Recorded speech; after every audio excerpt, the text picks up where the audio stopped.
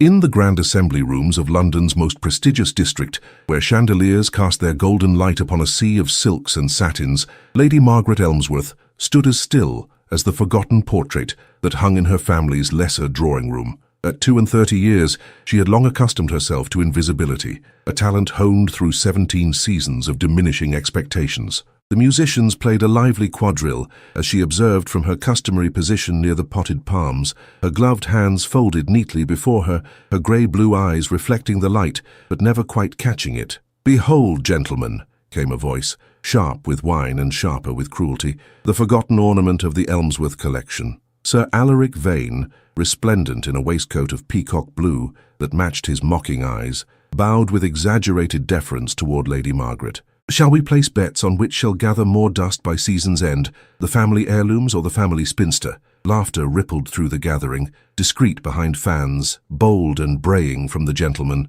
Lady Margaret felt the familiar heat of humiliation climb her neck and settle in her cheeks, yet her expression remained composed, a mask of dignity worn smooth through frequent use. "You mistake yourself, Sir Alaric," she replied, her voice soft yet clear as a chapel bell. "Dust gathers only upon that which remains untouched by purpose. I find myself quite thoroughly occupied with matters beyond your comprehension." Sir Alaric's smile tightened. "Ah, yes, the occupation of perpetual anticipation. Tell me, Lady Margaret, what appointment do you await with such dedication? Perhaps an invitation to grace the ballrooms of 1795 once more." Fresh laughter erupted, and Lady Margaret's fingers instinctively sought the blue ribbon at her wrist, a talisman against cruelty, a relic from a time when she still believed her presence might matter. "The appointment," came a deep voice from beyond the circle of mockery, "is presently with me." The crowd parted as if by royal decree, revealing a figure whose mere presence seemed to dim the chandeliers above.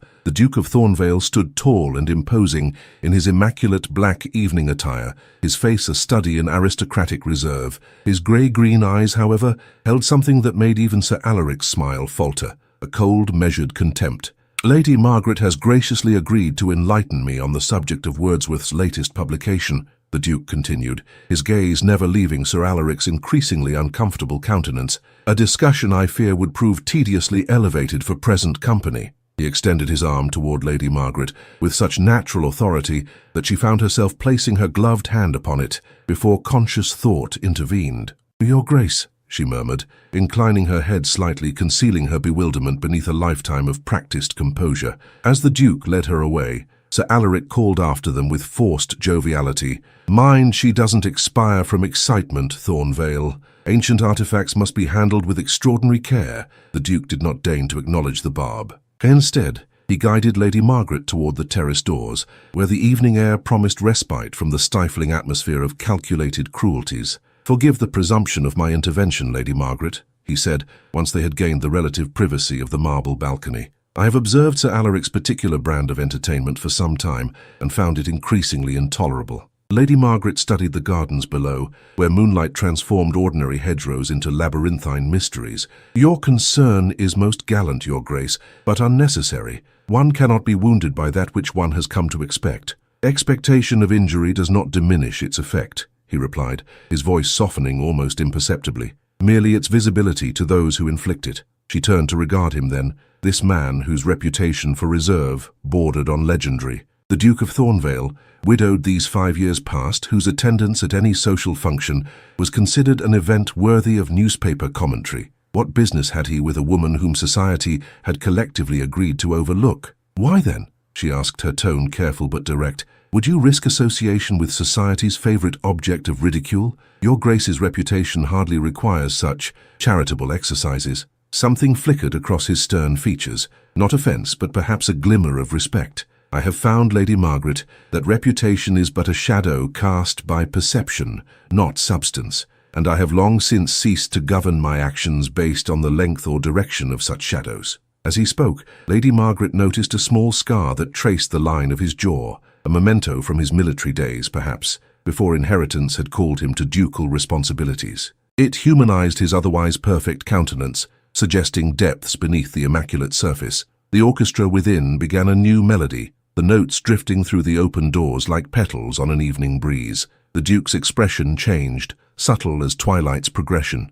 "If I may be so bold," he said, adjusting his pristine white gloves with deliberate care, "would you honor me with this dance?" Lady Margaret felt something long dormant stir within her breast. Not hope, for she had relinquished that frivolity years ago, but perhaps its distant cousin, curiosity. "The gossips will find fresh fodder in such a pairing, Your Grace," she warned, though her pulse had quickened beneath her modest gown of lavender silk. "Let them feast," he replied with unexpected fervor. "I find myself suddenly famished for more substantial nourishment than society's thin gruel of judgment and spectacle." He extended his hand, and in that moment, Lady Margaret glimpsed something in his eyes that mirrored her own carefully concealed loneliness. With a deliberateness that belied her inner trembling, she placed her gloved hand in his. As they returned to the ballroom, a hush fell over the assembly like evening mist over Hampstead Heath. The Duke of Thornvale, the most eligible widower in 3 counties, was leading the forgotten Elmsworth spinster to the centre of the floor. And in that moment of stunned silence before the first note of the waltz began, Lady Margaret felt for the first time in 17 seasons the weight of every eye upon her, not in mockery, but in disbelief. The music commenced, and with it, something else entirely. The ballroom had fallen into a silence so complete that Lady Margaret could hear the rustle of her own gown as the Duke of Thornvale guided her to the centre of the floor. She was acutely aware of every detail, the warmth of his gloved hand at her waist, the scent of cedar and leather that surrounded him, the perfect distance he maintained, proper yet somehow intimate. Most of all, she felt the collective gaze of London's elite, their expressions transforming from amusement to astonishment as the orchestra recovered its composure and began the first strains of a waltz. "Your form is impeccable, Lady Margaret," the Duke observed as they moved with flawless precision through the opening turns. "I suspect you have been gravely underestimated in many respects." "A lifetime of observation affords one certain advantages, Your Grace,"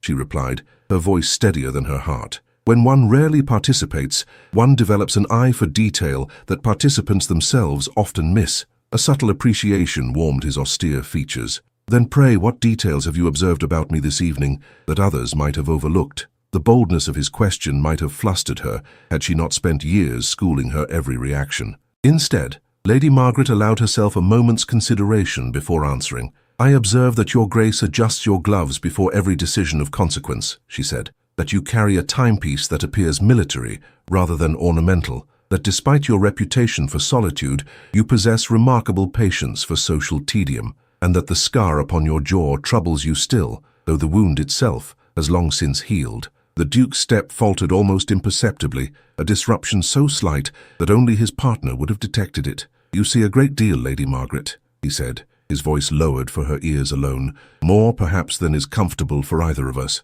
"Forgive me if I have spoken out of turn," she replied, a blush threatening to betray her composure. "Observation is a habit formed in silence. I sometimes forget its articulation may prove unwelcome." His hand tightened slightly at her waist, not in censure but in reassurance. "On the contrary, I find honesty as refreshing as it is rare in these gilded chambers, but I wonder, what benefit has such acute perception brought its possessor?" Lady Margaret's gaze drifted momentarily to where Sir Alaric stood scowling at the edge of the dance floor, his customary entourage now diminished as attention focused on the unexpected spectacle at the centre of the room. "The benefit of anticipation, Your Grace," she answered. "When one can read the weather in a gathering cloud, one is seldom caught without shelter in the downpour." The Duke followed her gaze, his expression hardening as he observed Sir Alaric's evident displeasure. "Some storms, Lady Margaret, deserve to be weathered by more than one soul, particularly when they are manufactured by those who have never felt true tempests." As they completed another perfect turn, Lady Margaret became aware of a new sensation, whispers spreading through the assembly, no longer mocking but urgent with speculation. The novelty of their pairing had transformed from momentary curiosity to significant event, worthy of serious consideration. She could almost feel the social equations being recalculated throughout the ballroom. "I must inquire, Your Grace," she said, her voice carefully modulated, "what prompted this most unexpected rescue? We have been acquainted these many years, yet never exchanged more than formal greetings." For a moment, the Duke's mask of aristocratic reserve seemed to soften, revealing something that might, in another man, have been vulnerability. "Perhaps I grew weary of observing injustice without intervention," he replied. "Or perhaps I simply wished to dance with the one person in the room whose conversation might prove stimulating, beyond the tedious catalogue of weather and weddings." Before Lady Margaret could respond, a flurry of movement at the ballroom entrance diverted the attention of the assembly. Lady Isolde Fairfax had arrived, resplendent in burgundy silk that complemented her golden hair and commanded admiration. Her calculating green eyes surveyed the room with practiced nonchalance until they settled upon the Duke and his unexpected partner. For the briefest moment, her perfect composure faltered, revealing a flash of something cold and sharp as January frost. "It appears we have drawn the attention of the formidable Lady Fairfax," Lady Margaret observed, noting the subtle tension that had entered the Duke's bearing. "Lady Fairfax," he replied with careful neutrality, "has cultivated attention as others cultivate roses, with meticulous dedication to appearance and strategic removal of competing blooms." The waltz approached its conclusion, and Lady Margaret felt a curious reluctance to see it end. This unexpected interlude, this moment of being truly seen rather than merely glanced past, had awakened something she had long considered dormant. "I fear I have imposed upon your generosity long enough, Your Grace," she said as the final notes approached. "Your noble intervention has served its purpose. Sir Alaric appears thoroughly chastened, and I have been granted a reprieve from his particular brand of entertainment." The Duke regarded her with an intensity that belied his outward composure. "You mistake my intentions entirely, Lady Margaret, if you believe this dance a mere stratagem of social intervention." "What then would you have me believe it to be?" she asked, her voice barely audible above the concluding strains of music. He guided her through the final turn with elegant precision before answering. "The beginning of a conversation too long delayed, perhaps, or if you will permit a man of practical mind a moment of fanciful thinking, the opening movement of a more elaborate composition." As the music ended, the Duke bowed with flawless decorum, yet maintained her hand in his a moment longer than strict propriety dictated. "I shall call upon you tomorrow," he said, his tone making the statement a certainty rather than a request. "There is a matter of some significance I wish to discuss, if you would grant me that honor." Lady Margaret felt the weight of every gaze in the room upon them, particularly the glacial stare of Lady Isolde, who had now positioned herself strategically near Sir Alaric, their heads inclined in private conversation. "I shall be at home to visitors between the hours of 2 and 4, she replied with careful formality, though her pulse quickened at the prospect. As the Duke escorted her from the dance floor, Lady Margaret caught sight of her reflection in one of the ballroom's gilded mirrors. The woman who gazed back seemed somehow altered, not in feature or attire, but in the ineffable quality of presence. For perhaps the first time in 17 seasons, Lady Margaret Elmsworth appeared not as an afterthought to the evening's arrangements, but as an essential element of its composition. Later, as her carriage bore her home through London's misty streets, she removed one glove and touched the blue ribbon at her wrist, the token she had carried since her first season, when hope still bloomed fresh as April violets. What strange turn of fortune had transpired, that a gesture meant as charity might kindle something so dangerously akin to expectation? In the privacy of her modest chamber, Lady Margaret opened the rosewood desk, where she kept her most private correspondence, letters written to herself, chronicling the slow dissolution of dreams into dignified resignation. Tonight she would add a new entry, though her rational mind warned against investing too much significance in what was likely nothing more than a gentleman's momentary compassion. Yet, as she dipped her pen in ink, she found herself recalling not the public triumph of their dance, but the fleeting instant when the Duke's perfect composure had revealed something genuine beneath, a glimpse of shared understanding that felt, in its way, more intimate than any waltz. The clock struck midnight as she sealed her thoughts away with a drop of violet wax. Tomorrow would come, with all its sober realities. But tonight, just for tonight, Lady Margaret Elmsworth permitted herself the luxury of uncertain possibility. The following afternoon found Lady Margaret seated in her modest drawing-room, an island of refined tranquillity amid the bustling indifference of London. Her residence, a small but respectable townhouse inherited from a maternal aunt, reflected its mistress in every particular, elegant without ostentation, dignified without pretension, and possessing qualities that revealed themselves only upon thoughtful observation. The mantel clock had just struck 2 when Mrs. Pembroke was announced. The elderly widow entered with her characteristic blend of warmth and ceremony, her silver-grey hair arranged precisely beneath a cap of delicate lace. "My dear Margaret," she exclaimed, settling herself upon the sofa with a rustle of sage-green silk, "you cannot imagine the tempest of speculation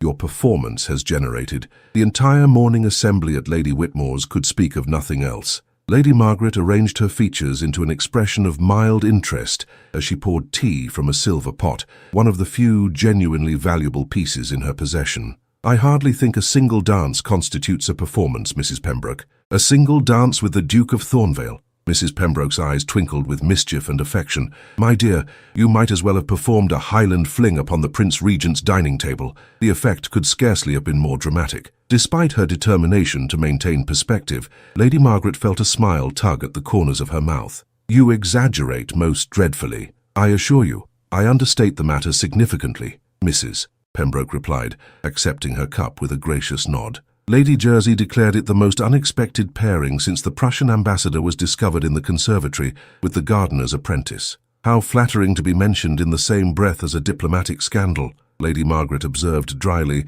though inwardly she marvelled at how quickly the incident had circulated. Mrs. Pembroke's expression softened. "My dearest girl, you know I speak in jest. In truth, I was filled with such pride watching you glide across that floor as if you had been born to command it. And the Duke—" She paused, her eyes growing thoughtful. There was something in his manner that suggested more than mere courtesy. Lady Margaret busied herself with the arrangement of small sandwiches upon a silver tray, avoiding her friend's perceptive gaze. "The Duke is known for his impeccable manners. I believe he merely objected to Sir Alaric's particular brand of entertainment and chose an expedient method of interrupting it." "Expedient?" Mrs. Pembroke raised a skeptical eyebrow. "There are a dozen more expedient methods available to a man of his station, none of which would involve dancing with the very person being ridiculed. No, my dear, there was purpose in his selection." Before Lady Margaret could formulate a suitable response, the butler appeared at the drawing-room threshold, his expression betraying an unusual degree of animation. "The Duke of Thornvale, my lady," he announced,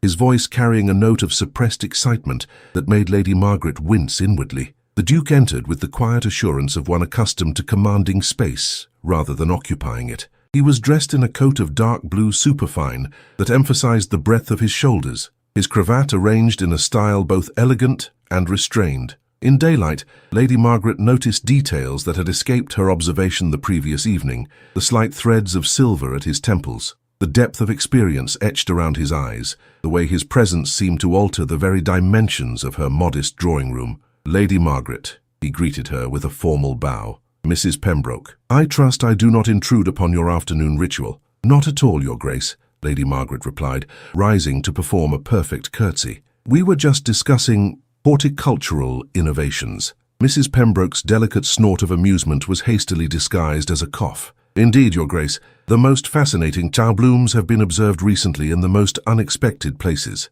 The Duke's mouth curved slightly. "I have always found that the most remarkable specimens often flourish where least anticipated, provided they are granted adequate recognition." He accepted the offered seat across from Lady Margaret, his posture perfect, yet somehow without affectation. The butler brought fresh tea, his hands trembling slightly in the presence of such elevated nobility. "I confess, Your Grace," Lady Margaret said once the servant had withdrawn, "that your expressed intention to call took me somewhat by surprise. I cannot imagine what matter of significance might require discussion between us." The Duke regarded her thoughtfully, his grey-green eyes assessing in a manner that made her acutely conscious of every aspect of her appearance and surroundings. "Before addressing that particular subject, I must inquire, has Sir Alaric made any further attempts at what he doubtless considers wit at your expense?" Mrs. Pembroke interjected with undisguised satisfaction. "Sir Alaric departed for his country estate this morning with remarkable haste, Your Grace. It seems a pressing agricultural matter required his immediate attention." "How fortuitous for his tenants," the Duke replied, his tone suggesting he found the timing anything but coincidental. "Though I suspect the quality of local society will suffer immeasurably in his absence." Lady Margaret set down her teacup with deliberate care. "While I appreciate your concern, Your Grace, I assure you I have weathered far more significant storms than Sir Alaric's theatrical mockery. One develops certain immunities after 17 seasons." Something flickered in the Duke's expression, a shadow of what might have been admiration mingled with regret. "Immunity suggests absence of effect, Lady Margaret. I rather suspect you have developed something far more valuable, the capacity to endure with dignity that which lesser spirits would find unbearable." His words, delivered without a trace of condescension, created a momentary silence during which Lady Margaret found herself unable to summon her usual shield of composed indifference. Mrs. Pembroke, with the privilege of age and intimate friendship, regarded the Duke with undisguised curiosity. "You mentioned a matter of significance, Your Grace. I find myself positively aflame with speculation." The Duke set his untouched teacup upon its saucer with deliberate precision. "The matter concerns an upcoming exhibition at the Royal Academy. I find myself in need of a companion whose aesthetic judgment I can trust implicitly." Lady Margaret blinked in surprise. "Surely your Grace has access to numerous acquaintances with far more informed opinions on artistic matters than I could possibly offer." "Numerous acquaintances, yes," he agreed, "yet vanishingly few whose observations are untainted by the desire to please or impress, fewer still who possess the courage to express genuine discernment rather than fashionable opinion." Mrs. Pembroke's eyes brightened with barely suppressed delight. "Lady Margaret has the most remarkable eye for authenticity, your Grace. Her grandfather was an avid collector, you know, and imparted to her a most unfashionable preference for substance over mere spectacle." Lady Margaret shot her friend a quelling glance that went entirely unheeded. "The exhibition opens tomorrow," the Duke continued. "With your permission, I shall call for you at 11. The early hour should afford us the opportunity to view the works without excessive crowds." It was not quite a question, yet neither was it a command. Lady Margaret found herself in the unfamiliar position of being genuinely consulted rather than merely informed. "I should be honored, your Grace," she replied after a moment's consideration, "though I feel compelled to warn you that my opinions on modern portraiture may prove disappointingly conventional." The Duke rose from his seat with fluid grace. "I assure you, Lady Margaret, disappointment is the least of what I anticipate from our association." As he prepared to take his leave, a sudden commotion at the front door penetrated the drawing-room's tranquility. Moments later, Lady Margaret's youngest niece, Clara Pembroke,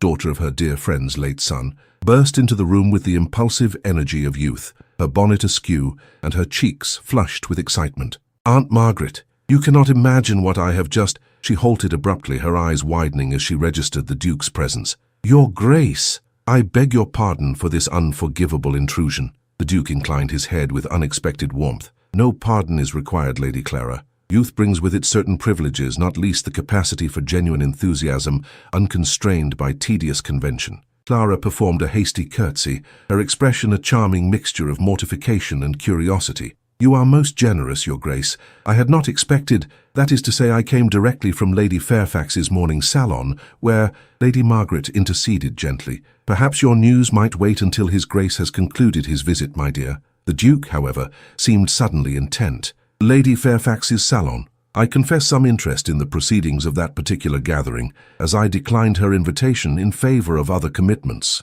Clara hesitated, glancing between the Duke and her aunt. "It was nothing of consequence, your Grace, merely the usual exchange of compliments and observations on recent social events." "Including, one presumes, last evening's unexpected partnering?" the Duke inquired, his tone light yet underlaid with something firmer. Clara's expressive face betrayed her before diplomacy could intervene. "Lady Fairfax did make certain comments regarding the dance, yes. Though I assure you, Aunt Margaret, I defended your honor most vigorously." Lady Margaret closed her eyes briefly. "Clara, dearest, one cannot defend what has not been attacked. I am certain Lady Fairfax intended no slight." "On the contrary," Clara insisted with youthful indignation, "she most certainly suggested that your Grace's attention was motivated by pity, and that—" She broke off, suddenly aware of the impropriety of her disclosure. The Duke's expression had grown very still. "I see Lady Fairfax continues her tradition of insightful social commentary," he observed, his voice carrying a chill that made even Mrs. Pembroke straighten in her seat. "Perhaps you would be so kind as to convey a message when next you attend her salon." Clara nodded wide-eyed. "Of course, your Grace. Inform her that the Duke of Thornvale selects his companions based on qualities she might find difficult to comprehend: authentic character, intellectual substance, and dignity under duress." He turned to Lady Margaret, his severe expression softening. "Until tomorrow, Lady Margaret. 11 o'clock precisely." After the Duke had departed, leaving a charged silence in his wake, Mrs. Pembroke was the first to recover her composure. "Well," she declared,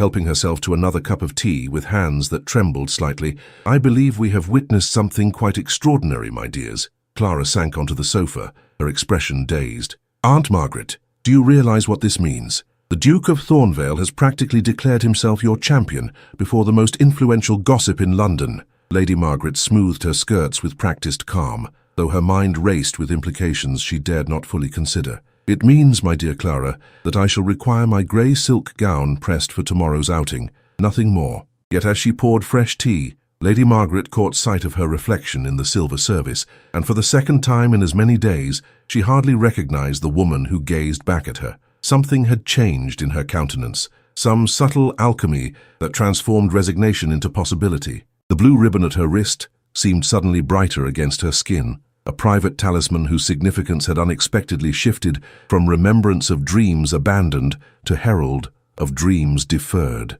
The Royal Academy's exhibition halls gleamed with morning light as Lady Margaret arrived precisely at the appointed hour. The Duke's carriage, an elegant conveyance bearing his family crest, had drawn considerable attention as it collected her from her modest townhouse, and she had felt the weight of neighbours' gazes behind lace curtains. Now, as the Duke himself guided her through the marble entrance, with a solicitous hand beneath her elbow, she experienced the novel sensation of being observed with something other than dismissal or derision. "You seem preoccupied, Lady Margaret," the Duke observed as they paused before a dramatic seascape. "Does the exhibition fail to engage your interest?" She gathered her composure, smoothing the grey silk gown that represented her finest daytime attire. "Forgive me, Your Grace. I find myself unaccustomed to such public scrutiny." His gaze sharpened with perception. "You have always been watched, Lady Margaret. The difference lies merely in the quality of the observation." "Indeed," she replied, her voice carefully modulated, "and in its undisguised nature, there is something almost refreshing about open curiosity compared to surreptitious judgment." They moved through the gallery with unhurried appreciation, pausing before works that captured their mutual attention. Lady Margaret found herself gradually relaxing into genuine discourse about composition and technique, surprised by the Duke's knowledge of artistic movements, and more surprised still by his interest in her opinions. "You possess an unusual perspective," he commented, after she had offered a particularly insightful observation about a pastoral scene.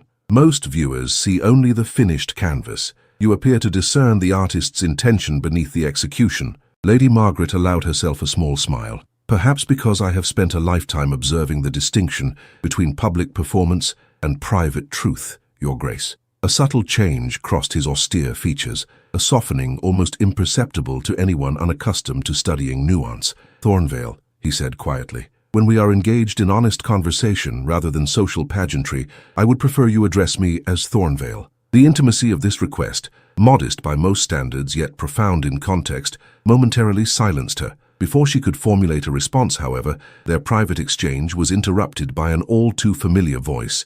"Your Grace, what an unexpected delight to encounter you among the devotees of culture." Lady Isolde Fairfax approached with practiced grace, her emerald silk gown rustling like serpents through grass. She was accompanied by two younger women, whose eager expressions suggested they were debutantes under her patronage. Her gaze acknowledged Lady Margaret with perfect politeness and perfect dismissal in the same glance. "Lady Fairfax," the Duke replied with a formal bow that somehow conveyed distance rather than deference, "I find artistic appreciation a necessary counterbalance to society's more ephemeral diversions." Lady Isolde's smile remained fixed as she turned toward Lady Margaret. "And Lady Margaret Elmsworth, how charming to see you in such distinguished company. I confess your sudden emergence into society's notice has provided the most intriguing subject for speculation." Lady Margaret inclined her head with careful dignity. "I was unaware that appreciation for fine art constituted an emergence, Lady Fairfax. I have attended these exhibitions regularly these past 12 years. "Indeed?" Lady Isolde's perfectly arched eyebrow suggested skepticism. "How remarkable that one could attend with such consistency, yet leave so faint an impression. Though perhaps," she added with a glance toward the Duke, "certain companions naturally draw attention while others absorb it." The Duke's expression had grown dangerously still. "I find, Lady Fairfax, that genuine worth often reveals itself precisely when one ceases to seek validation through observation. Lady Margaret's insights on Constable's use of light have transformed my understanding of his work." Lady Isolde's smile tightened fractionally. "How perfectly enlightened of you, Your Grace, though one must be careful not to mistake novelty for substance. The pleasure of new perspectives can sometimes blind us to their limitations." She turned to Lady Margaret with a solicitous expression that poorly disguised its venom. "My dear, I must commend your courage. So many women in your position would shrink from public scrutiny after years of comfortable obscurity. The transition from wallflower to curiosity can prove challenging for even the strongest constitution." Lady Margaret felt the familiar heat of humiliation threatening to rise, but years of endurance had forged her composure into steel. "How fortunate then, Lady Fairfax, that my constitution has been strengthened by years of observing the varieties of human kindness and its absence." A tense silence followed, during which the Duke shifted almost imperceptibly closer to Lady Margaret's side. "If you will excuse us," he said with glacial courtesy, Lady Margaret and I have yet to view the Eastern Gallery. I understand Turner has contributed several new works that promise to provoke substantial debate. As they moved away, Lady Margaret maintained her dignity with every careful step, though she could feel Lady Isolde's gaze burning between her shoulder blades like a brand. "I apologize for that encounter," the Duke said quietly once they had gained sufficient distance. "Lady Fairfax possesses a particular talent for administering poison with a smile." "You need not apologize for another's behavior," Lady Margaret replied, "nor may I add for your own. Your defense was gallant but unnecessary. I have weathered far worse storms than Lady Fairfax's barely disguised contempt." He regarded her thoughtfully. "It is not a question of necessity, but of justice. The woman deliberately sought to diminish you for no purpose beyond her own amusement and ambition. She sees me as a threat," Lady Margaret observed with sudden clarity. "How extraordinary!" The Duke's mouth curved slightly. "Not extraordinary at all, but entirely predictable. You have emerged as an unknown quantity in a game she believed she controlled completely." They paused before a Turner seascape, its tumultuous waves and threatening skies reflecting Lady Margaret's inner turbulence. For several moments they observed in companionable silence. "May I pose a question, Your Grace?" "Thornvale," she ventured finally, the private address still unfamiliar on her tongue. "By all means. Why have you chosen to single me out for such marked attention? I am neither young nor beautiful nor wealthy. I possess no influential connections.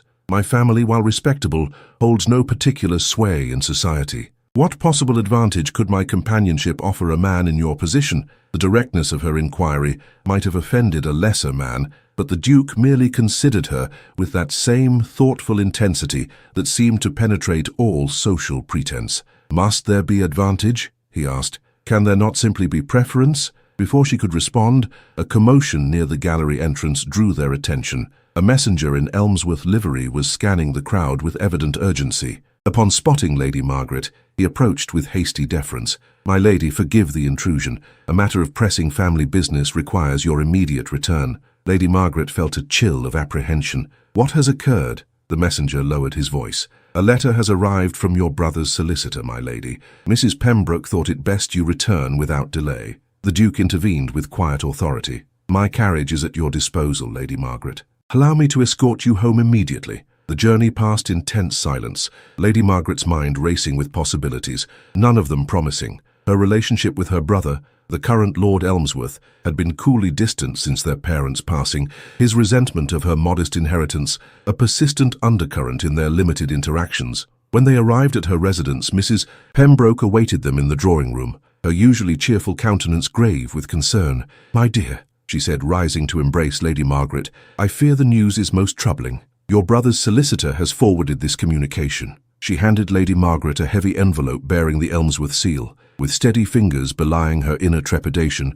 Lady Margaret broke the seal and unfolded the document. As she read, the colour drained from her face. "It appears," she said finally, her voice remarkably controlled, "that my brother contests the legality of my aunt's bequest. He claims this house and its contents rightfully belong to the entailed estate. His solicitor demands an inventory of all items and suggests I make arrangements for alternative accommodation within the month." Mrs. Pembroke gasped in outrage. "This is unconscionable. Your aunt's will was perfectly clear. The property was hers to bestow as she wished." The Duke, who had remained a silent presence throughout the exchange, now spoke with quiet certainty. "May I examine the document, Lady Margaret?" She handed it to him without hesitation, watching as his expression grew increasingly severe. "This claim has no legal merit whatsoever," he pronounced after careful consideration. "It is a transparent attempt at intimidation, likely prompted by recent events." Lady Margaret sank gracefully into a chair, her mind working rapidly behind her composed exterior.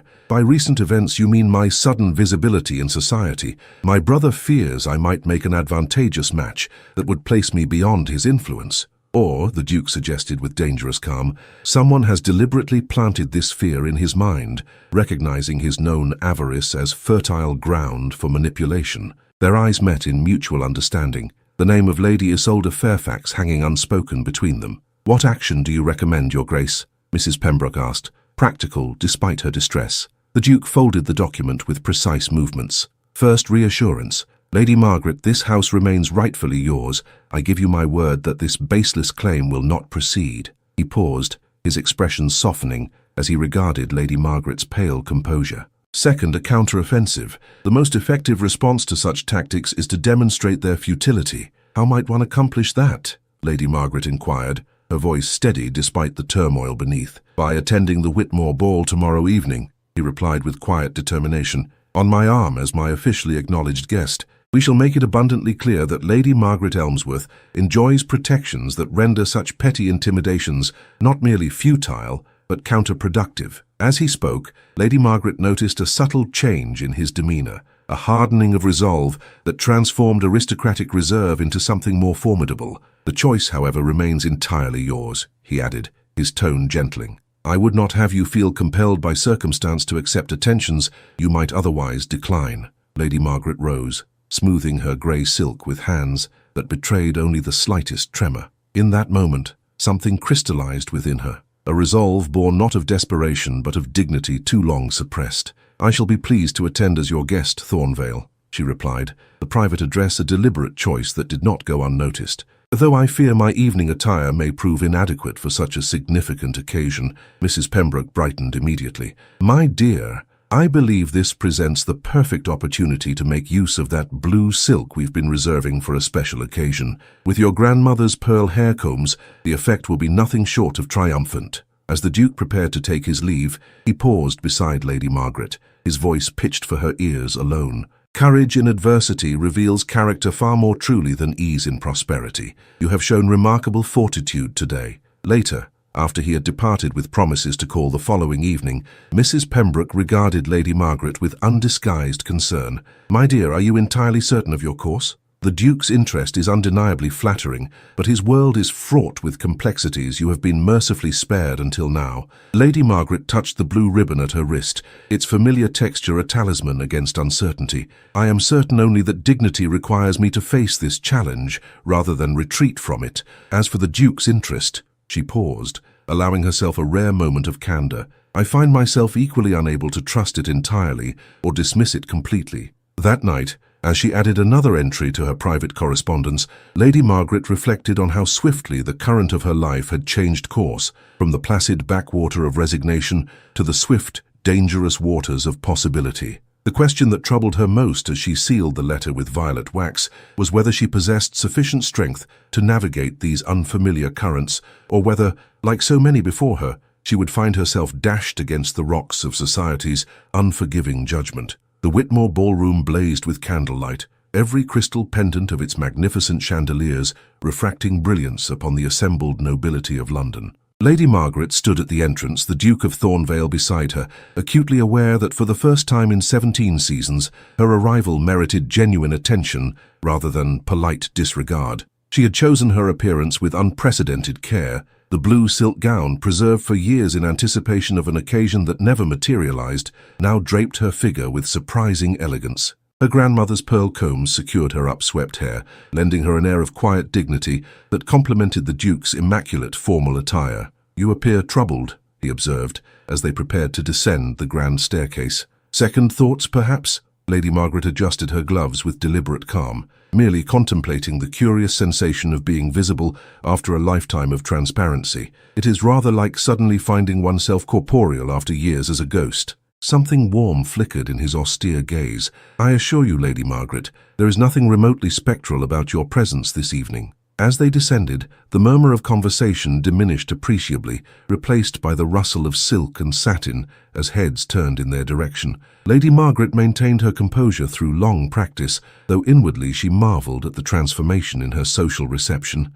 Lady Whitmore approaches, the Duke murmured. A formidable ally should one navigate her particular sensibilities with care. The Countess of Whitmore, a magnificent figure whose advanced age had done nothing to diminish her commanding presence, sailed toward them with regal purpose. Her assessment of Lady Margaret was swift and penetrating. So, she pronounced with aristocratic directness, you are the Elmsworth spinster who has captured Thornvale's attention. I confess myself intrigued. The Duke is not known for impulsive attachments. Lady Margaret executed a perfect curtsy. Your ladyship is most kind to receive me. The Duke has been generous enough to introduce me to several artistic and cultural experiences I might otherwise have missed. Lady Whitmore's shrewd gaze shifted between them. Cultural experiences. Indeed. Well, Thornvale, you have succeeded in providing the ton with its most interesting speculation since the Prussian ambassador's gardening enthusiasms. I expect you to reserve the supper dance for me, Lady Margaret. I wish to take your measure without this looming presence influencing your responses.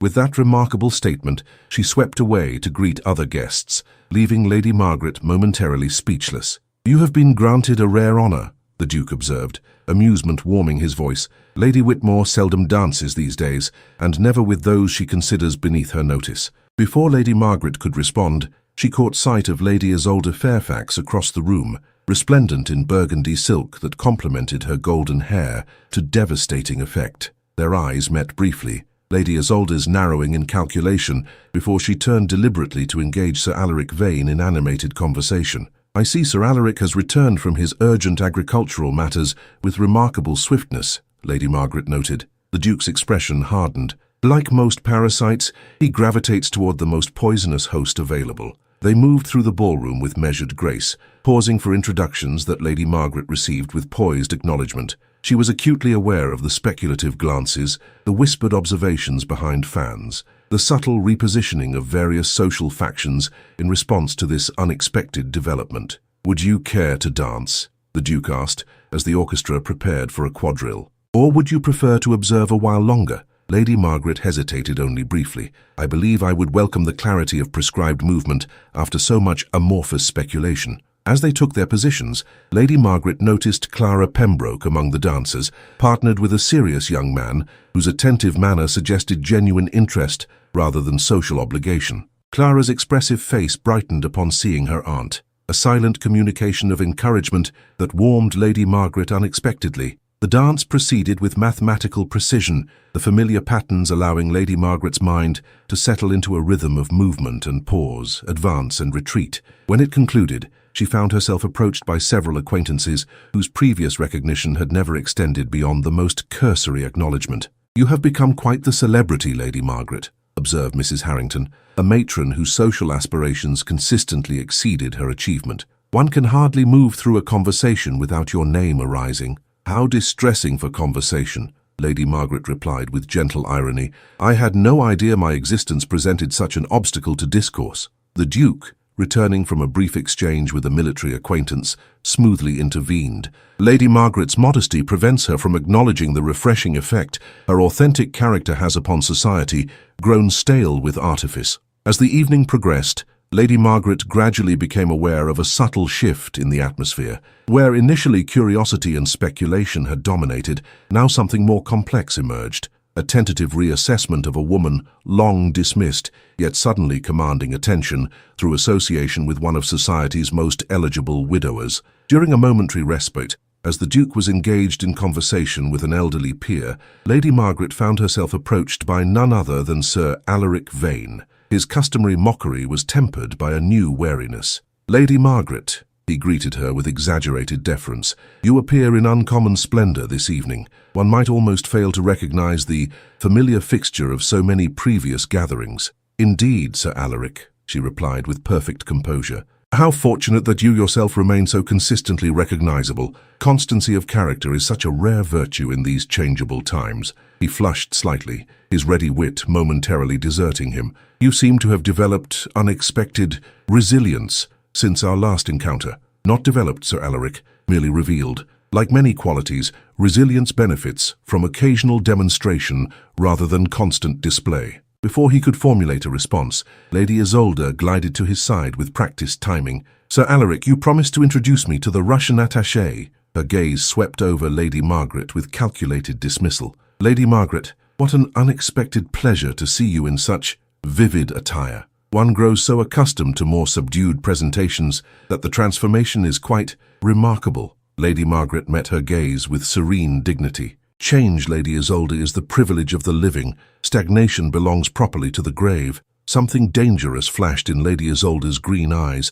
How philosophical! Though one must be cautious, change invited by artificial circumstances often proves dismayingly temporary, whereas change emerging from authentic recognition tends toward permanence, came the Duke's voice as he rejoined their circle. "Lady Margaret, I believe Lady Whitmore awaits your promised dance." As Lady Margaret moved away, she overheard Lady Isolde's low, venomous murmur. She'll never belong in your world, Thornvale. This pathetic masquerade only emphasizes the disparity. The Duke's response, equally soft but carrying an edge of steel. The only masquerade I observe, Lady Fairfax, is the disguise of benevolence over malice. It grows increasingly transparent. The supper dance with Lady Whitmore proved a surprisingly invigorating experience. The elderly Countess possessed both sharp wit and sharper perception, her questions direct yet never cruel. "You have known disappointment intimately, I think," she observed as they completed a turn, "yet maintained dignity throughout. A rare quality in any era, but particularly in ours, where grievance is so often mistaken for character." Lady Margaret was momentarily startled by this unexpected insight. "Your ladyship is most perceptive." "I am most observant," Lady Whitmore corrected. "There is a distinction. Now tell me truthfully, what do you make of Thornvale's attention? Is it welcome or merely expedient given your brother's disgraceful behavior?" The directness of the question momentarily robbed Lady Margaret of her practiced composure. "I can confess myself uncertain of its nature or purpose. The Duke has shown remarkable kindness, but—" "Kindness," Lady Whitmore interrupted with a dismissive sniff. "Thornvale is just, honourable, and occasionally generous. But kind? No. The man calculates every action with military precision. If he has singled you out, Lady Margaret, it is because he perceives something of value that others have overlooked." As the dance concluded, Lady Whitmore fixed her with a penetrating stare. "Whatever game Lady Fairfax believes herself to be playing, remember this: she competes not merely against you, but against the formidable judgment of a man who has never been swayed by mere ornament. That is why she fears you. That is why she will escalate her efforts to undermine your position." With this unsettling prediction, Lady Whitmore departed, leaving Lady Margaret to contemplate the increasingly complex web of social and personal dynamics surrounding her unexpected prominence. Later, as she stood observing the dancing from a momentary solitude, Lady Margaret became aware of hushed voices from behind a nearby pillar. Lady Isolde and Sir Alaric, their tones urgent with conspiracy. "The solicitor's letter was merely the opening gambit," Lady Isolde was saying. "Lord Elmsworth requires more persuasive evidence." "The journal entries should suffice," Sir Alaric replied, "most illuminating regarding her sentiments toward the Duke, pathetically ardent for a woman of her years and circumstances." Lady Margaret felt a cold wave of comprehension. Her private correspondence, the letters written to herself chronicling thoughts never meant for other eyes. Somehow they had gained access or planned to do so imminently. "And you're certain the Duke remains unaware of her financial circumstances?"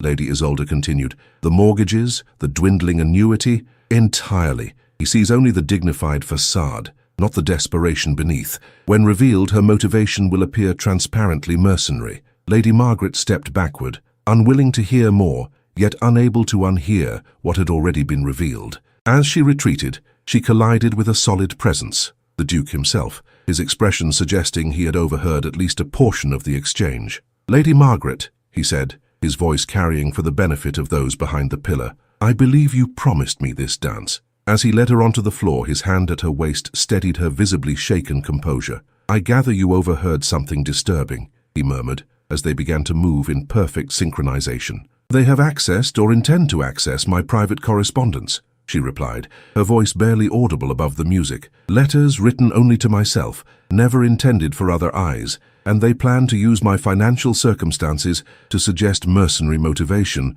His expression didn't change, but she felt his hand tighten fractionally at her waist. "Is there truth to their claims regarding your finances?" Lady Margaret hesitated, pride warring with honesty. "There is difficulty," she admitted finally. "The house is mortgaged to maintain appearances. My annuity diminishes annually. I have sold several pieces of jewelry to meet unexpected expenses." The Duke guided her through a turn with flawless precision. "Yet you have never sought assistance nor complained of hardship. What purpose would complaint serve, save to burden others with matters they cannot remedy?" she replied with simple dignity. "One endures what one must." Something shifted in his gaze, a softening, a deepening that made Lady Margaret suddenly aware of their physical proximity in a way that transcended social convention. "We shall discuss this matter further tomorrow," he said, as the dance concluded. "For now, it is imperative we present an untroubled appearance. Lady Isolde must not suspect we are aware of her machinations." The remainder of the evening passed in a blur of conversation and formality, Lady Margaret maintaining her composure through force of will, despite the knowledge that her most private thoughts had been or soon would be violated for the purpose of public humiliation. As the Duke's carriage bore them away from the ball, silence stretched between them, not uncomfortable, but weighted with unspoken concerns. "I shall call tomorrow at 2, he said finally as they approached her residence. "We have much to discuss, not least the security of your private papers and the legal status of your property." Lady Margaret gazed out at the lamplit streets, her reflection ghostly in the carriage window. "I fear I have become an unconscionable burden, Thornvale. This was not my intention." He regarded her with that penetrating intensity that seemed to see beyond all social pretense. "You have become many things in my estimation, Lady Margaret, but a burden is not among them." As he handed her down from the carriage, he retained her gloved hand a moment longer than necessary. "Until tomorrow," he said, his voice carrying a note she had not heard before, something almost resembling tenderness. Later, as Lady Margaret secured her grandmother's pearl combs in their velvet case, she caught sight of herself in the dressing-table mirror. The woman who gazed back seemed simultaneously familiar and strange, the same features that had looked back at her for decades, yet somehow altered by recent events. She touched the blue ribbon at her wrist, its texture a tangible link to her former self, even as circumstances conspired to transform her present and future. What had begun as a simple act of kindness, the Duke's intervention against Sir Alaric's mockery, had escalated into a complex web of social warfare with herself at its center. Yet beneath her apprehension lay something unexpected, a kernel of determination that had lain dormant through years of patient endurance. Whatever Lady Isolde might reveal about her private thoughts or financial straits, Lady Margaret Elmsworth would face the revelation with the same quiet dignity that had sustained her through 17 seasons of indifference. With that resolve firming her spine, she extinguished her candle and prepared for whatever tomorrow might bring. Morning brought a letter bearing the Elmsworth seal, delivered by a solemn-faced footman whose expression suggested he anticipated an unpleasant response. Lady Margaret received the missive in her small study, where she had been reviewing household accounts with increasingly obvious concern. The letter, written in her brother's precise hand, wasted no time on familial pleasantries. "Margaret, your recent activities have drawn unwelcome attention to our family name. I am informed by reliable sources that you have engaged in behavior unbecoming a woman of your years and station, pursuing a connection with the Duke of Thornvale in a manner that has provoked considerable speculation. Furthermore, evidence has come to light suggesting financial irregularities in your management of Aunt Agatha's bequest.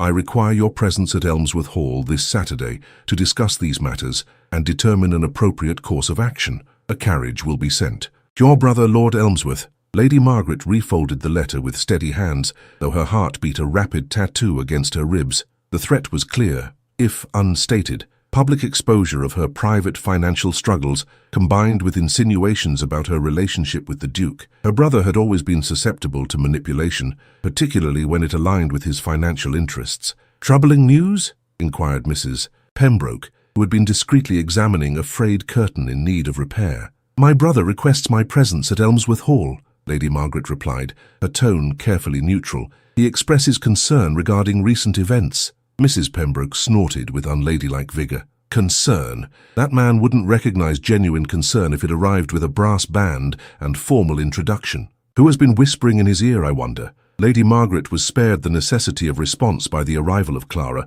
who burst into the room with her characteristic energy, her expression unusually serious. "Aunt Margaret, you must hear what I've discovered." She paused, noticing the letter still in her aunt's hand. "Oh dear, has Uncle Elmsworth written? I feared as much when I overheard Lady Fairfax at Madame Delacroix's shop this morning." Lady Margaret's attention sharpened. "What did you overhear, Clara?" She was speaking with Lady Harrington, not bothering to lower her voice, mind you, about how poor Lord Elmsworth must be mortified by his sister's transparent attempts to secure the Duke through pathetic appeals to his compassion. She specifically mentioned financial improprieties and private writings of an embarrassing nature. Clara's expressive face reflected indignation. "It was horrible, Aunt," as though she wanted to be overheard. "Of course she did," Mrs. Pembroke interjected. "The woman is establishing her narrative before any contrary evidence can emerge, a common tactic among those who traffic in malice rather than truth." Lady Margaret rose and moved to the window, gazing out at the small garden where spring bulbs were just beginning to emerge. "It appears Lady Isolde has decided upon a comprehensive strategy. My brother's letter suggests he has accepted her version of events without reservation." "But surely the Duke will intervene?" Clara asked, her youthful faith in justice still intact despite recent evidence of its rarity. "The Duke has his own reputation to consider," Lady Margaret replied quietly. "Association with a financially compromised spinster, accused of inappropriate sentiments, hardly enhances his standing." A discreet knock at the door heralded the butler's appearance. "Mr. Edmund Harcourt to see you, my lady." The unexpected visitor entered with dignified purpose. A distinguished gentleman of middle years, whose impeccable attire and bearing suggested a position of significant responsibility. "Lady Margaret," he greeted her with a formal bow. "I apologize for calling without prior arrangement. I am Edmund Harcourt, the Duke of Thornvale's personal secretary and solicitor." Lady Margaret's composure slipped momentarily before she recovered. "Mr. Harcourt, this is indeed unexpected. May I present Mrs. Pembroke and my niece, Lady Clara?" After brief acknowledgements, Mr. Harcourt addressed Lady Margaret with direct efficiency. "His Grace regrets he is unable to call at the appointed hour today. Urgent business has required his presence at the House of Lords. He has, however, instructed me to address several matters of immediate concern." He removed a leather portfolio from his coat. "First, regarding the communication you received from your brother's solicitor. I have prepared a comprehensive response confirming the legal validity of your aunt's bequest. It has been delivered this morning with supporting documentation from the original trustees." Lady Margaret blinked in surprise. "That is most efficient, Mr. Harcourt." "Efficiency is required when confronting deliberate obfuscation," he replied with quiet conviction. "Second, His Grace suggests that certain private papers might benefit from more secure storage until the present difficulties are resolved." Understanding dawned. "My personal correspondence." Mr. Harcourt nodded, his expression revealing nothing beyond professional concern. "Precisely. His Grace has arranged for a secure cabinet to be delivered this afternoon. It features a lock of particular sophistication, the key to which will remain exclusively in your possession." Lady Margaret felt a complex mixture of gratitude and discomfort. The Duke's consideration was evident, yet the necessity for such measures underscored the gravity of her situation. "And third," Mr. Harcourt continued, producing an official-looking document, "His Grace requests your authorization to have his personal solicitors examine the mortgage on this property with a view toward restructuring the terms to your advantage." At this, Lady Margaret's carefully maintained composure finally faltered. "Mr. Harcourt, while I appreciate His Grace's concern, I cannot possibly accept such intervention in my financial affairs. It would be entirely inappropriate and would only serve to validate Lady Isolde's insinuations regarding my motivations." Mr. Harcourt regarded her with unexpected warmth. "Lady Margaret, if I may speak candidly,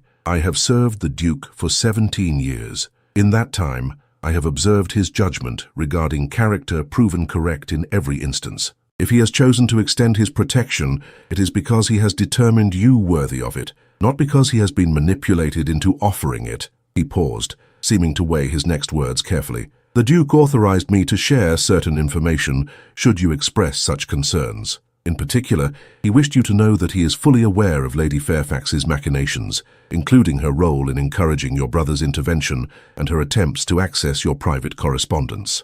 "How could he possibly know the extent of her involvement?" Mrs. Pembroke asked, her protective instincts evident. Mr. Harcourt's expression suggested he had anticipated this question. "His Grace maintains connections in various circles. Lady Fairfax was indiscreet in her communications with Sir Alaric Vane, who, it transpires, has accumulated gambling debts to several of the Duke's acquaintances. When pressed for repayment, Sir Alaric proved forthcoming. Regarding certain schemes in which he had been enlisted." Clara gasped in delighted shock. "Do you mean the Duke has been gathering evidence against Lady Fairfax all this time?"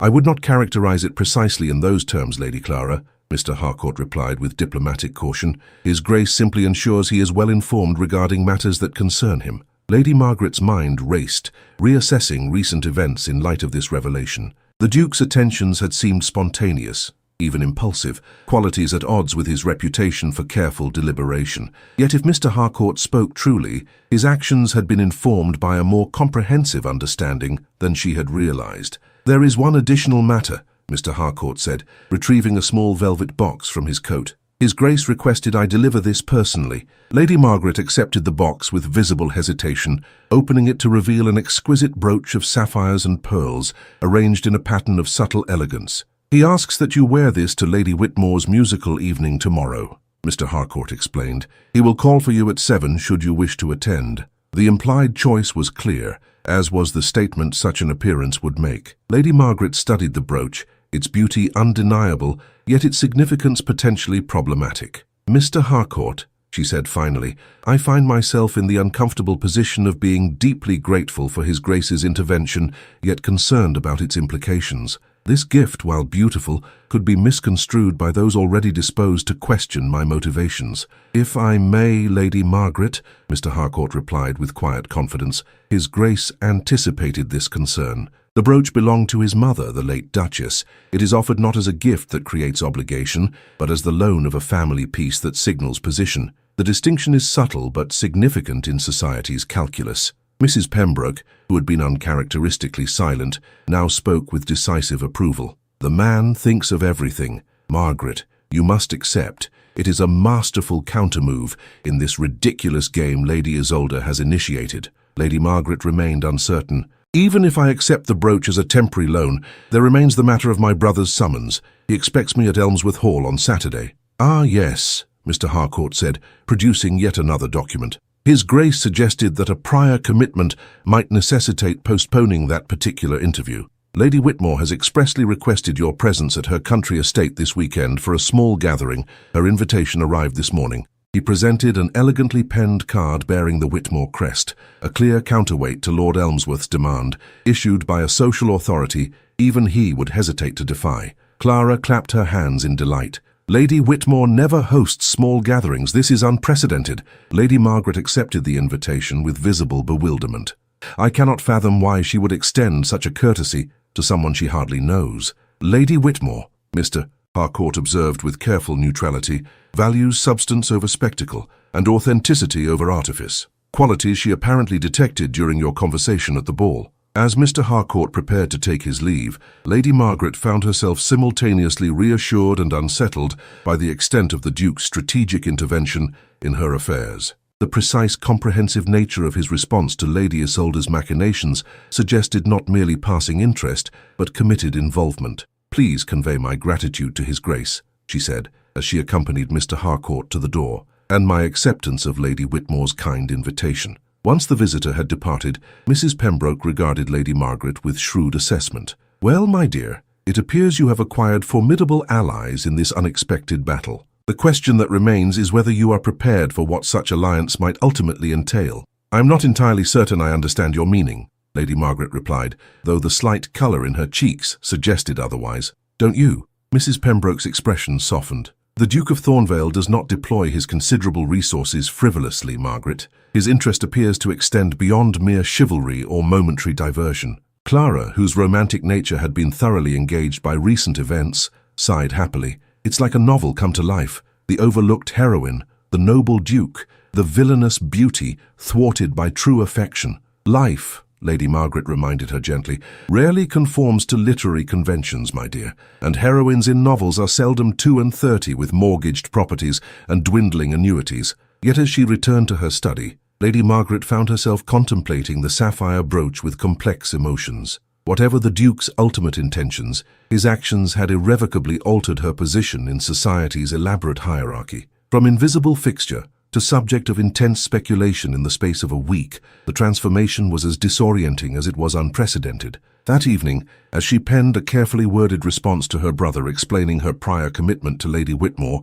Lady Margaret allowed herself to consider, for the first time, the possibility that the Duke's interest might be genuine rather than strategic. The thought was simultaneously exhilarating and terrifying, a disruption to 17 years of carefully managed expectations. With the blue ribbon still secured at her wrist, she sealed her letter with violet wax, wondering what new developments tomorrow's musical evening might bring, and whether she possessed sufficient courage to meet them with the same dignity that had sustained her through years of quiet resignation. Lady Whitmore's musical evening had attracted London's most refined circles, transforming her elegant townhouse into a sanctuary of cultural appreciation. The drawing room had been arranged to accommodate both performers and audience with tasteful efficiency, gilt chairs positioned in neat rows before the grand pianoforte where a renowned Italian soprano would later perform. Lady Margaret arrived precisely at 7, the Duke's sapphire brooch secured at her modest neckline. She wore a gown of silver-grey silk, not the finest in the room,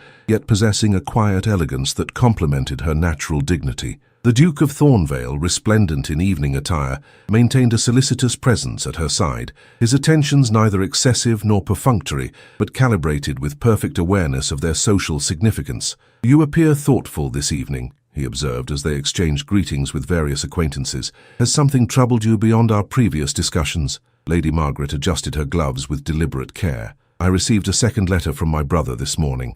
His tone suggests Lady Isolde's influence has grown rather than diminished. He threatens to make public certain financial irregularities, unless I return to Elmsworth Hall immediately." The Duke's expression remained composed, though she detected a subtle tightening at the corners of his mouth. "What response have you made?" "I reiterated my commitment to Lady Whitmore's invitation," she replied, "though I confess the prospect of public humiliation weighs heavily. One endures private struggles with greater fortitude than public exposure." Before he could respond, Lady Whitmore herself approached, her formidable presence drawing immediate attention despite her advanced years. "Lady Margaret," she greeted with unusual warmth, "I am delighted you accepted my invitation for the weekend. We shall have ample opportunity to continue our most interesting conversation from the ball. Thornvale, you will escort her down naturally." It was not a question but an imperial declaration. The Duke inclined his head with respectful deference. "I would be honoured, Lady Whitmore, provided Lady Margaret has no objection."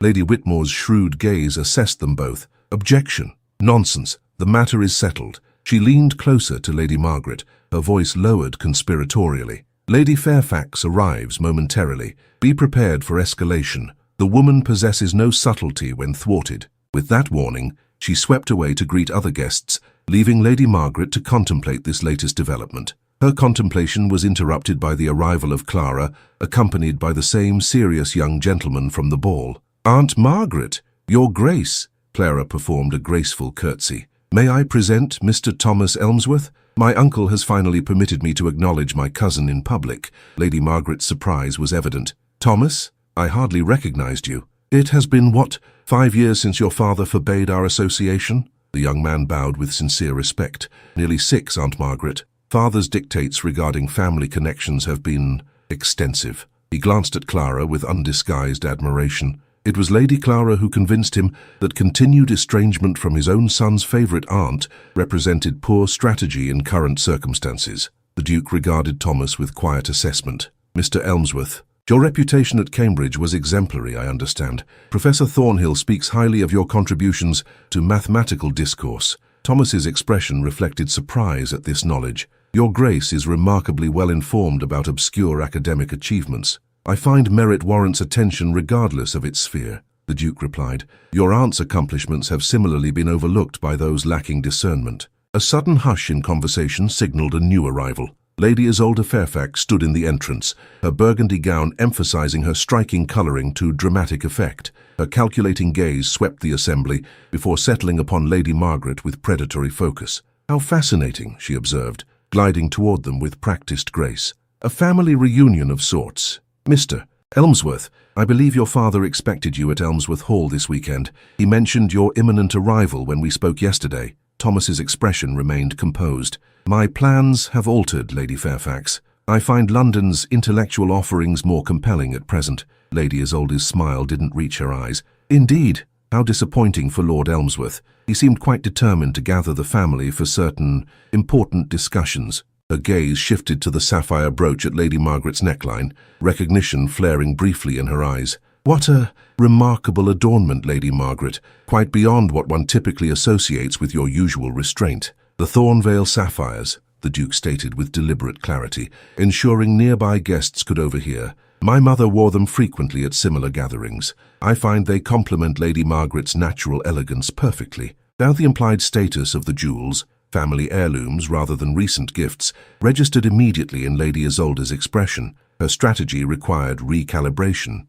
"How sentimental," she replied, her voice honeyed with false warmth. Though one wonders if the late Duchess would approve their current placement, she was, after all, rather particular about family traditions. The Duke's response carried an edge of steel beneath its polished surface. "My mother valued authentic character above all considerations. Her approval would be emphatically assured." Lady Isolde's composure faltered momentarily before she regained her social mask. "Character is indeed valuable, particularly when presented without embellishment or concealment." The implicit threat hung in the air between them. Before the Duke could respond, however, Lady Whitmore announced the commencement of the musical program, directing guests to their seats with aristocratic authority. As the soprano began her first aria, a poignant piece from Bellini's latest opera, Lady Margaret found herself seated beside the Duke in the second row, acutely conscious of Lady Isolde's presence directly behind them. The music's melancholy beauty provided temporary respite from social tensions, allowing her mind to drift momentarily from immediate concerns. The Duke leaned closer, his voice a discreet murmur beneath the soaring notes. "Your nephew appears a young man of principle. His support arrives at a fortuitous moment. Thomas was always the family conscience," she replied softly. "His estrangement was perhaps my brother's most unforgivable act. Yet he returns precisely when needed," the Duke observed. "Sometimes separation merely strengthens genuine connection." The significance of his words lingered as the aria concluded, drawing appreciative applause. During the brief interlude before the next performance, Lady Whitmore approached their seats with determined purpose. "A word, Lady Margaret. In the library, if you please." Her tone permitted no refusal. With a questioning glance toward the Duke, who offered a reassuring nod, Lady Margaret followed her formidable hostess through the adjacent room into a magnificent library lined with leather-bound volumes from floor to ceiling. "I shall be direct," Lady Whitmore announced once the door closed behind them. "Lady Fairfax has been circulating certain rumors regarding your financial circumstances and private correspondence. She intends to make explicit accusations during supper, having arranged for your brother's solicitor to arrive with evidence of mismanagement and impropriety." Lady Margaret's composure wavered momentarily. "I see. Then perhaps I should withdraw before such unpleasantness disrupts your gathering." Lady Whitmore's expression sharpened. "Nonsense. Withdrawal concedes victory to malice, an unacceptable outcome." She moved to an ornate desk and removed a small packet of letters tied with faded ribbon. "These arrived by special messenger an hour ago. Your brother's solicitor, it seems, employs a clerk with greater loyalty to justice than to his employer. The evidence they intended to present has been intercepted." Lady Margaret stared in disbelief at the packet, recognizing her own handwriting on the exposed edge of one letter. "My private correspondence. They actually obtained it. Through methods that would provoke legal consequences if exposed," Lady Whitmore confirmed. "The clerk's accompanying note details payments to a housemaid for access to your writing desk. The entire scheme reeks of desperation and criminality." She placed the letters firmly in Lady Margaret's hands. "These belong solely to you. Their contents remain private, their violation inexcusable." Emotion threatened to overwhelm Lady Margaret's careful composure. "I lack words to express my gratitude, Lady Whitmore." The elderly countess waved aside her thanks with aristocratic impatience. "Save your gratitude for more deserving occasions. This intervention serves justice, not charity." She fixed Lady Margaret with a penetrating stare. "Now we must determine how best to neutralize Lady Fairfax's schemes without descending to her methods." "Must we respond at all?" Lady Margaret asked. With the letters safely returned, perhaps silence would prove most effective. Lady Whitmore considered this suggestion with evident approval.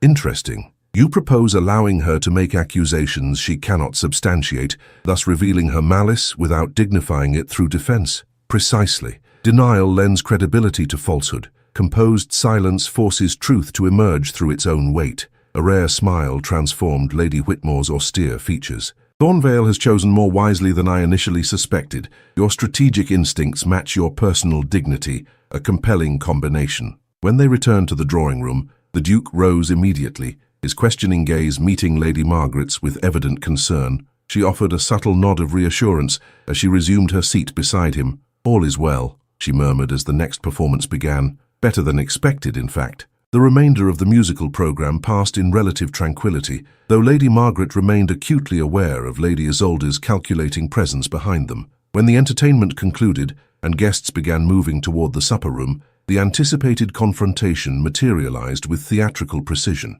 "Lady Margaret," Lady Isolde called, her voice pitched to carry throughout the assembly, "I believe there's a matter of some urgency we should address before supper. Your brother's solicitor has provided certain documents regarding financial irregularities that demand immediate attention." A hush fell over the gathering, faces turning toward this unexpected drama with varying degrees of shock and avid interest. Lady Margaret felt the familiar heat of humiliation threatening to rise, yet steadied herself with quiet resolve. "How thoughtful of you to express concern for my private affairs, Lady Fairfax," she replied. her voice clear and composed, though I confess some puzzlement regarding your involvement in matters that concern only my family and myself. Lady Isolde's smile tightened. When impropriety affects wider society, concern becomes a social responsibility, particularly when certain connections have been pursued under false pretenses. The Duke stepped forward, his expression dangerously controlled. Lady Fairfax, you tread perilously close to slander,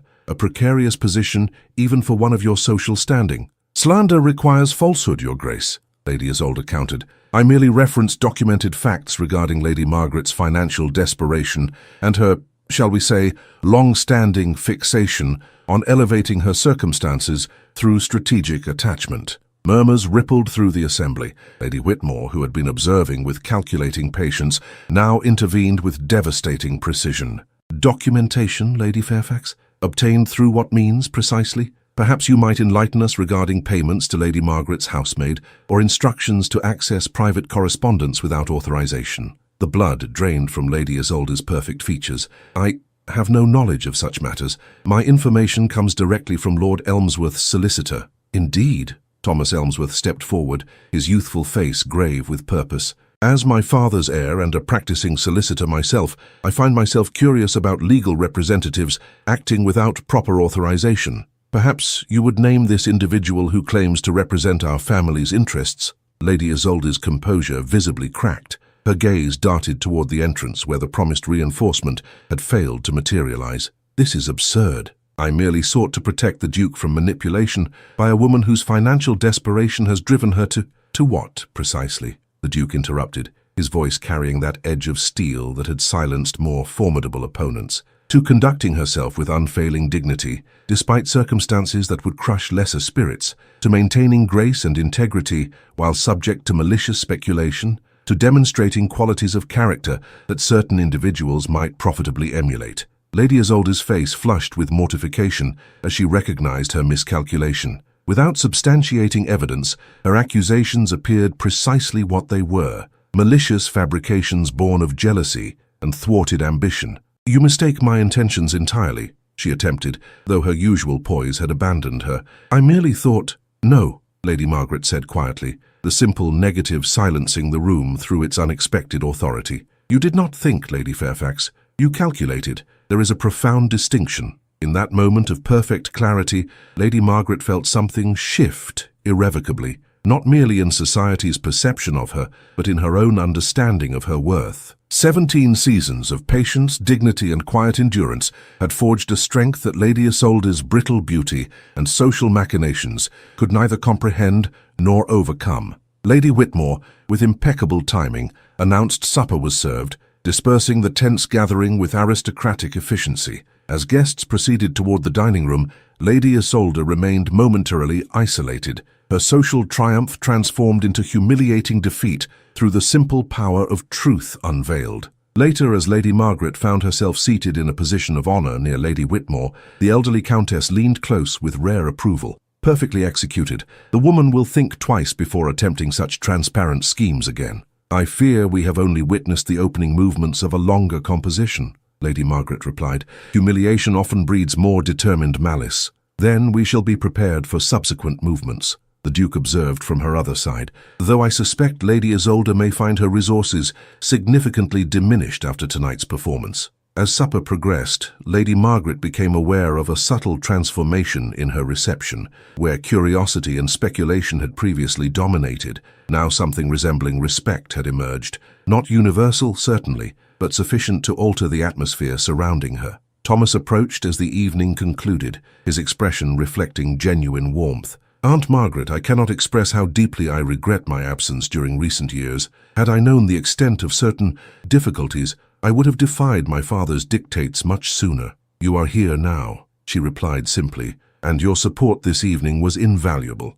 He glanced toward Clara, who was engaged in animated conversation nearby. Lady Clara's intervention proved pivotal. She approached me at Cambridge last week with remarkable determination, informing me in no uncertain terms that family loyalty required immediate attention. Lady Margaret followed his gaze, noting with interest the evident affection in his expression. Clara possesses surprising reserves of character beneath her youthful enthusiasm. Indeed, Thomas hesitated, then added with careful emphasis, "I have accepted a position with a respected legal firm in London.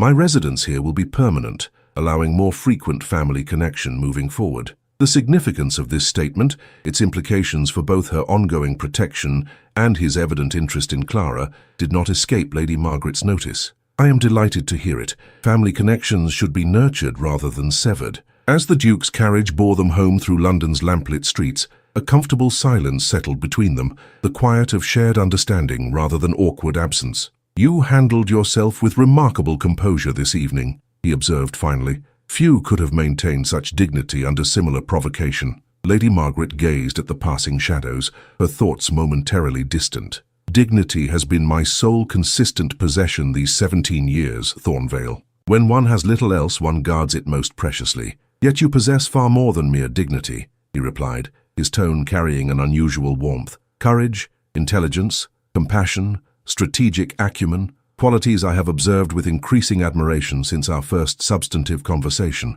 She turned toward him, the carriage's interior shadows softening his austere features. "You credit me with virtues born of necessity rather than choice. Had circumstances favored me differently, perhaps I would have developed less admirable characteristics." "I disagree," he said with quiet certainty. "Character reveals itself most truthfully under duress. Adversity does not create quality, it merely unveils what was always present." As the carriage arrived at her residence, the Duke accompanied her to the door with formal courtesy. Yet, as they reached the threshold, he retained her gloved hand a moment longer than propriety dictated. "I shall call tomorrow to discuss arrangements for Lady Whitmore's country gathering," he said. "There are several matters of significance I wish to address before we depart London." The weight of unspoken meaning in his statement lingered as Lady Margaret entered her home, her mind simultaneously exhausted and strangely alert. Tonight's events had shifted something fundamental in her circumstances, yet whether toward resolution or greater complexity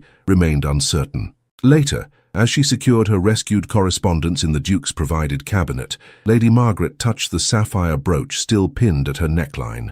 Family jewels worn publicly, a statement of connection and protection more powerful than mere words could convey. For the first time in 17 years, Lady Margaret Elmsworth fell asleep without writing in her private letters. Tonight, perhaps, there was nothing that required chronicling beyond reach of memory. Lady Whitmore's country estate, Thornfield Park, embodied centuries of aristocratic tradition without sacrificing comfort to grandeur. The journey from London had been pleasant, despite its significance, Lady Margaret travelling in Lady Whitmore's personal carriage, while the Duke followed separately with Thomas Elmsworth. This arrangement, clearly orchestrated by their formidable hostess, had afforded Lady Margaret valuable time for private conversation with the elderly Countess.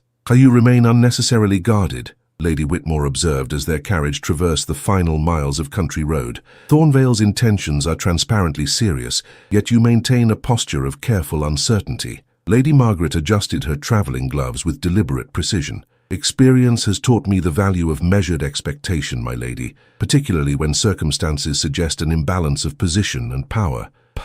Position and power. Lady Whitmore dismissed these considerations with aristocratic impatience. Such concerns belong properly to ambitious girls seeking advantageous matches, not to women of substance evaluating genuine connection. Her shrewd gaze assessed Lady Margaret with unnerving perception. "You fear he acts from chivalry rather than genuine attachment, a reasonable concern, perhaps, given the theatrical nature of recent events. Yet I have known Thornvale since his birth, watched him grow from serious boy to formidable man. He does nothing from mere obligation that could be discharged through simpler means." This observation lingered in Lady Margaret's thoughts as they arrived at Thornfield Park, its elegant facade gleaming golden in the late afternoon sunlight. Servants efficiently managed luggage, while Lady Whitmore directed the distribution of chambers with precise authority. "Lady Margaret will occupy the blue suite," she informed her housekeeper. "The Duke takes the oak chamber as usual, Mr. Elmsworth in the east wing, Lady Clara and Mrs. Pembroke in the connecting rooms overlooking the rose garden."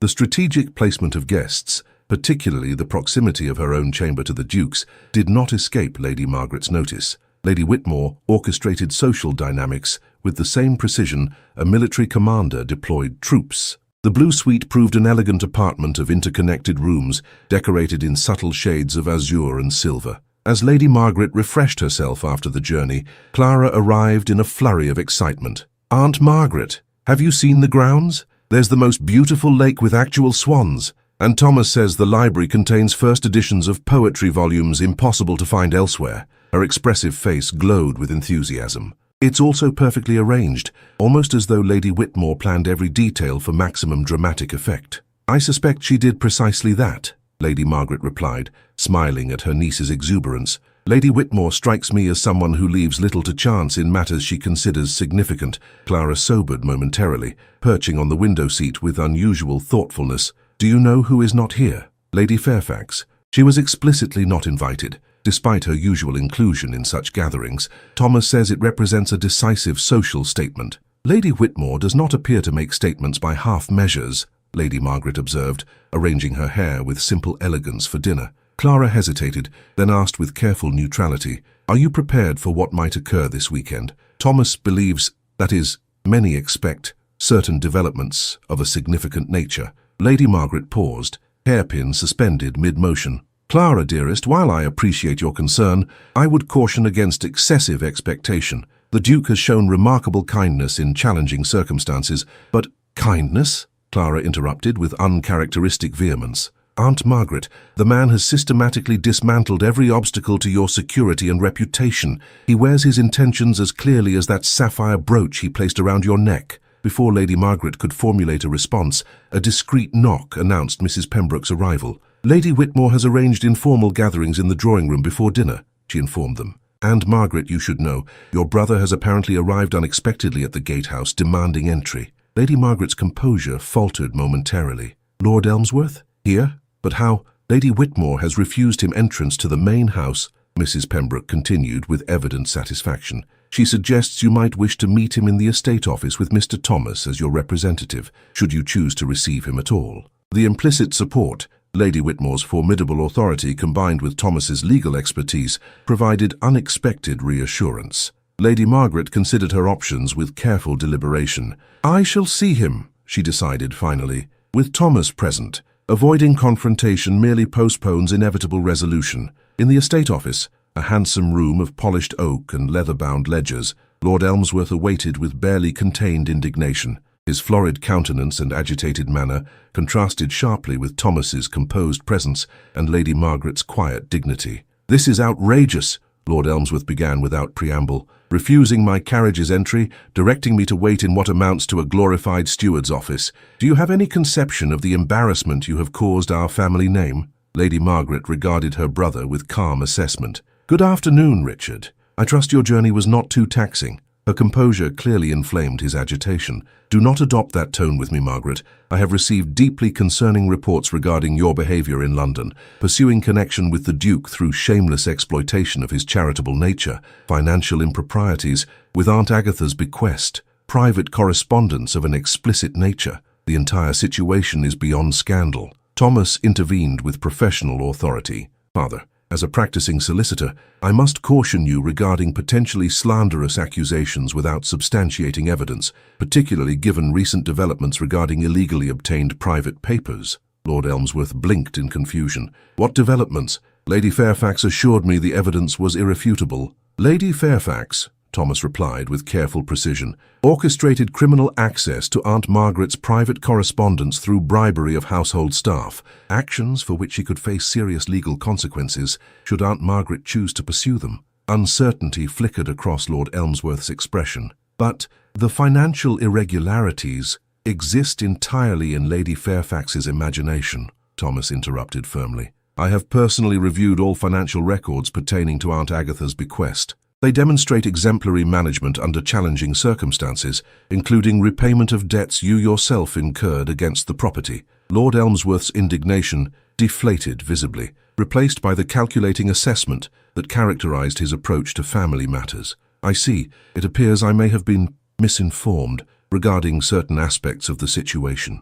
"Indeed," Lady Margaret agreed quietly, though one wonders why Lady Fairfax's assertions were accepted without verification, particularly given their serious nature. A flush of embarrassment colored her brother's cheeks. "Lady Fairfax can be most persuasive in her presentations, and there was the matter of certain outstanding obligations." Understanding dawned. "She offered to address your gambling debts in exchange for cooperation," Thomas concluded, with evident disappointment. A transparent manipulation you somehow failed to recognize as such. Lord Elmsworth's expression hardened defensively. The estate faces unprecedented challenges. Agricultural yields have declined significantly, while expectations regarding social position remain unchanged. Difficult decisions become necessary under such circumstances. Lady Margaret regarded her brother with newfound clarity. His bullying demeanor masked desperation rather than mere cruelty, a realization that inspired compassion despite his willingness to sacrifice her reputation for financial advantage. "Richard," she said gently, "whatever our differences, we remain family. Had you approached me directly regarding estate difficulties, I would have gladly offered whatever assistance lay within my power." Something complicated flickered across his features, pride, shame, and reluctant gratitude in rapid succession. "The situation is perhaps not as dire as I may have suggested," he admitted grudgingly, "though certain obligations do require immediate attention." Thomas sighed with familiar exasperation. "I shall examine the estate books next week, Father, without intervention from Lady Fairfax or anyone else." As they concluded this unexpectedly productive conversation, Lady Margaret felt a subtle shift in family dynamics. Not complete reconciliation, certainly, but perhaps the beginning of more honest interaction. When they joined the gathering in the drawing room, the Duke approached immediately, concern evident in his expression. "Your meeting with Lord Elmsworth concluded satisfactorily, more productively than anticipated," she replied. "Though I suspect we have not heard the last from Lady Fairfax. Her resources diminish by the hour," he observed. "Lady Whitmore's exclusion represents merely the first of several social consequences she will experience in coming days." Before Lady Margaret could inquire further, Lady Whitmore summoned everyone to the dining room with characteristic authority. The evening meal proved a masterpiece of strategic social arrangement, conversations flowing with apparent spontaneity, yet clearly orchestrated for specific purpose. Lady Margaret found herself seated beside the Duke, with Lady Whitmore at the head of the table, maintaining benevolent supervision over her carefully arranged guests. The atmosphere combined formal elegance with surprising warmth, creating an environment where conversation flourished beyond mere social pleasantry. "You appear more settled this evening," the Duke observed as the first course concluded.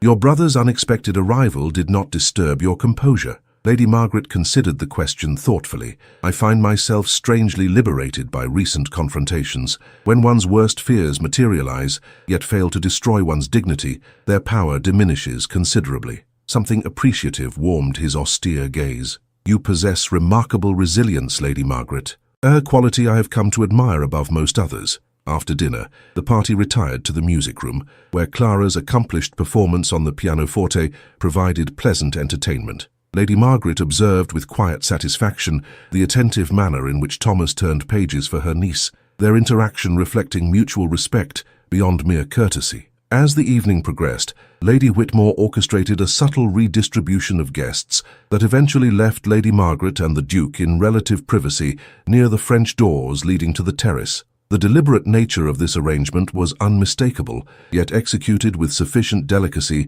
to preserve propriety. "Would you care for some air?" the Duke suggested, indicating the moonlit gardens beyond the glass. "The night is exceptionally mild for the season." Lady Margaret hesitated briefly before accepting his offered arm. The terrace extended into formal gardens, illuminated by strategic lanterns and the gentle glow of a spring moon. Their progress along the gravelled path maintained perfect propriety, while affording rare privacy for conversation. "I find myself compelled to address certain matters directly," the Duke began, after they had walked in companionable silence for several moments.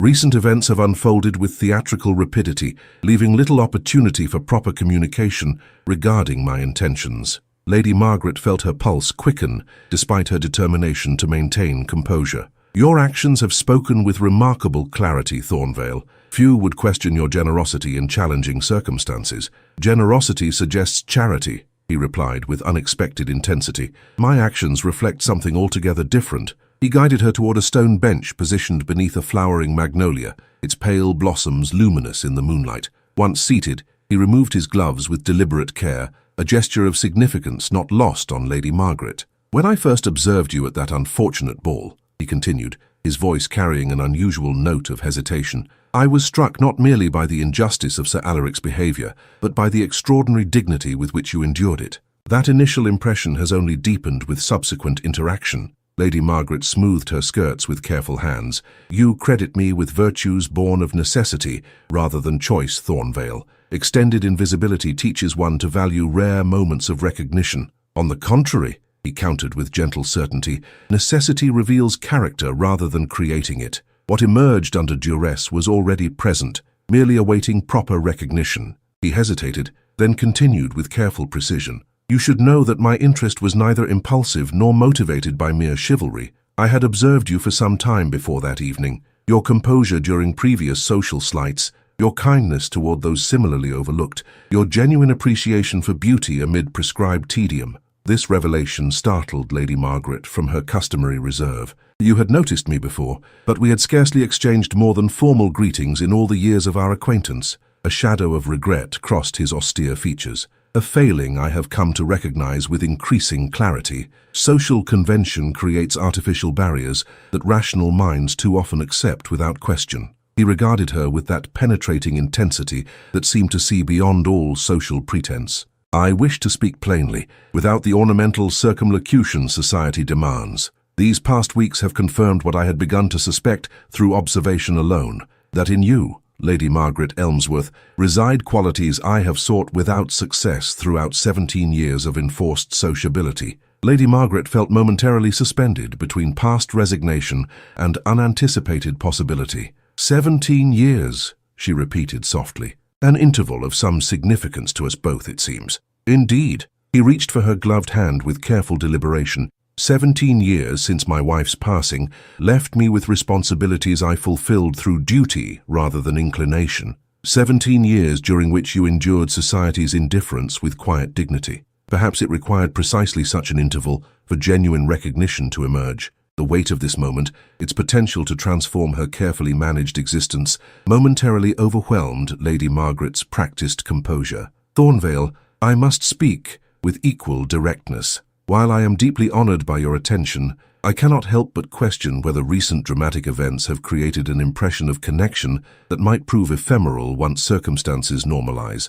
His response was not immediate but thoughtful, a quality she had come to value in their interactions. A reasonable concern, given the theatrical nature of recent developments, yet I would suggest that extraordinary circumstances reveal truth rather than distorting it. When social pretense is stripped away by necessity, authentic character and genuine connection become visible with unprecedented clarity. From the house came the gentle notes of Clara's continued playing, providing distant accompaniment to this most unexpected conversation. The Duke's expression softened in the moonlight as he regarded Lady Margaret with undisguised admiration. "I had intended a more formal approach," he admitted with rare vulnerability. "Lady Whitmore counselled traditional methods involving solicitors and settlements before personal declarations, yet I find myself unwilling to follow such prescribed patterns when the matters at hand transcend mere social arrangement." He released her hand and reached into his coat, retrieving a small velvet box, similar to the one that had contained the sapphire brooch. "This belonged to my grandmother, who specified it should pass to a woman of substance rather than merely advantageous connection." Opening the box revealed an exquisite ring of sapphires and diamonds, arranged in a pattern of elegant simplicity. Lady Margaret gazed at it with complex emotion, scarcely trusting herself to speak. "I offer this not as the Duke of Thornvale seeking suitable alliance," he said quietly, "but as a man who has discovered rather belatedly that dignity, intelligence, and authentic character outweigh all conventional considerations of age or circumstance. If you would consider accepting it, I would be honored beyond expression." The moment stretched between them, weighted with 17 years of resignation, suddenly transformed into unanticipated possibility. Lady Margaret regarded the ring, then the man offering it, with the careful assessment that had sustained her through countless social challenges. "I find myself at a disadvantage," she said finally, her voice steady despite the emotion beneath. "Having spent years perfecting the art of limited expectation, I discover myself ill-prepared for its opposite. Perhaps," he suggested with unexpected gentleness, "we might approach this new territory together, neither burdened by past limitations nor blinded by impractical idealism, a rational partnership founded on genuine appreciation rather than social convention." The practical nature of this proposal, its acknowledgement of reality while transcending mere arrangement, resonated with Lady Margaret's fundamental character. She removed her left glove with deliberate care, the gesture itself an answer before words could form. "I would be honored," she said simply, "to explore such territory with appropriate caution and authentic intention." As he slipped the ring onto her finger, a perfect fit that seemed somehow significant beyond practical consideration, Lady Margaret experienced a sensation entirely unfamiliar after 17 seasons of dignified resignation, the quiet certainty of having been truly seen rather than merely observed. Later, as they returned to the house where Lady Whitmore awaited with poorly disguised anticipation, Lady Margaret touched the blue ribbon still secured at her wrist, a talisman that had accompanied her through years of patient endurance, now transformed into a symbol of possibility rather than resignation. "Your thoughts seem distant," the Duke observed as they approached the lighted windows. "Not distant," she corrected gently, merely adjusting to altered perspective. "One sees landscapes quite differently when viewing them from unexpected elevation." His answering smile, a rare, full expression that transformed his austere features, suggested complete understanding of her meaning. Together they ascended the terrace steps, moving from moonlit privacy to the warm illumination of society's observation, yet fundamentally altered by the exchange that had occurred between. The morning following their moonlit conversation brought practical considerations to accompany emotional transformation. Lady Margaret awoke to find sunshine streaming through blue damask curtains, the unfamiliar weight of the sapphire ring a tangible reminder that recent events had not been mere fabrication of wishful imagination. A discreet knock heralded Lady Whitmore's arrival, an unprecedented honor that underscored the significance of current circumstances. The elderly countess settled herself in a brocade chair with characteristic decisiveness. "Thornvale informed me of developments," she announced without preamble. "A satisfactory conclusion to what threatened to become tediously prolonged courtship. I congratulate you both on demonstrating sensible efficiency." Lady Margaret arranged herself with careful dignity, despite the informality of receiving such a distinguished visitor in her morning wrapper. "Your role in facilitating these circumstances has not escaped my notice, Lady Whitmore. I find myself deeply grateful for your extraordinary intervention." Lady Whitmore dismissed this gratitude with aristocratic impatience. Intervention was hardly required, merely strategic acceleration of inevitable outcomes. Her shrewd gaze assessed Lady Margaret with characteristic directness. "You harbor reservations still. Understandable, given your extended experience of society's fickleness." This perception, so accurate it bordered on uncomfortable, momentarily silenced Lady Margaret's practiced social response. "I find myself adjusting to altered circumstances," she admitted finally. 17 seasons of carefully managed expectation cannot be immediately overcome, despite the most compelling evidence. "Precisely why we must address practical matters without delay," Lady Whitmore declared. "The announcement shall be made at this evening's assembly. Formal publication next week. Wedding to follow within the month. Extensive preparations being unnecessary at your respective ages and positions." The brisk efficiency of these pronouncements, reducing what traditionally involved months of negotiation and preparation to mere weeks, momentarily overwhelmed Lady Margaret's composure. "So quickly," she managed, her voice betraying uncharacteristic uncertainty. "Society will surely question such precipitation." Lady Whitmore's expression sharpened with amused impatience. "Society questions everything it fails to orchestrate directly. Their speculation is irrelevant to rational decisions made by individuals of substance." She rose with regal authority, smoothing her immaculate morning dress. "Thornvale awaits you in the library. I suggest you join him promptly to discuss particulars before my other guests descend for breakfast." Practical arrangements proceed most efficiently when managed directly by principal participants. With this imperial directive, she departed, leaving Lady Margaret to dress with careful attention despite the unusual circumstances. The blue silk gown she selected, modest yet undeniably flattering, provided familiar comfort amid accelerating developments. The Duke awaited in Thornfield's magnificent library, morning sunlight illuminating shelves of leather-bound volumes with golden warmth. His formal bow carried a new significance, as did the momentary softening of his austere features upon her entrance. "Lady Margaret," he greeted her with quiet intensity, "I trust you rested well." "As well as circumstances permitted," she replied, allowing a rare smile to accompany her words. "Lady Whitmore has already outlined an impressively efficient schedule for upcoming events." His answering smile, still restrained yet increasingly familiar, conveyed shared understanding. "Her ladyship believes in decisive action once proper decisions have been reached, a philosophy I find increasingly persuasive." He guided her to a comfortable seating arrangement near tall windows overlooking formal gardens. Once settled, he addressed practical matters with characteristic directness. "There are several considerations requiring immediate attention," he began. "First, regarding your current residence, I suggest maintaining it as your personal property rather than incorporating it into formal settlements. Financial independence, however modest, provides security that transcends mere emotional reassurance." The thoughtfulness of this provision, preserving her autonomy within the context of their unequal positions, touched Lady Margaret unexpectedly. "That is most considerate, Thornvale. Though I confess the property holds limited sentimental significance beyond representing hard-won independence. Nevertheless, it remains rightfully yours," he replied with quiet certainty. "As for more immediate concerns, Lady Whitmore proposes announcing our engagement at this evening's assembly, a gathering that will, I should mention, include several significant figures from London society." Lady Margaret's expression revealed momentary apprehension. "Including perhaps Lady Fairfax?"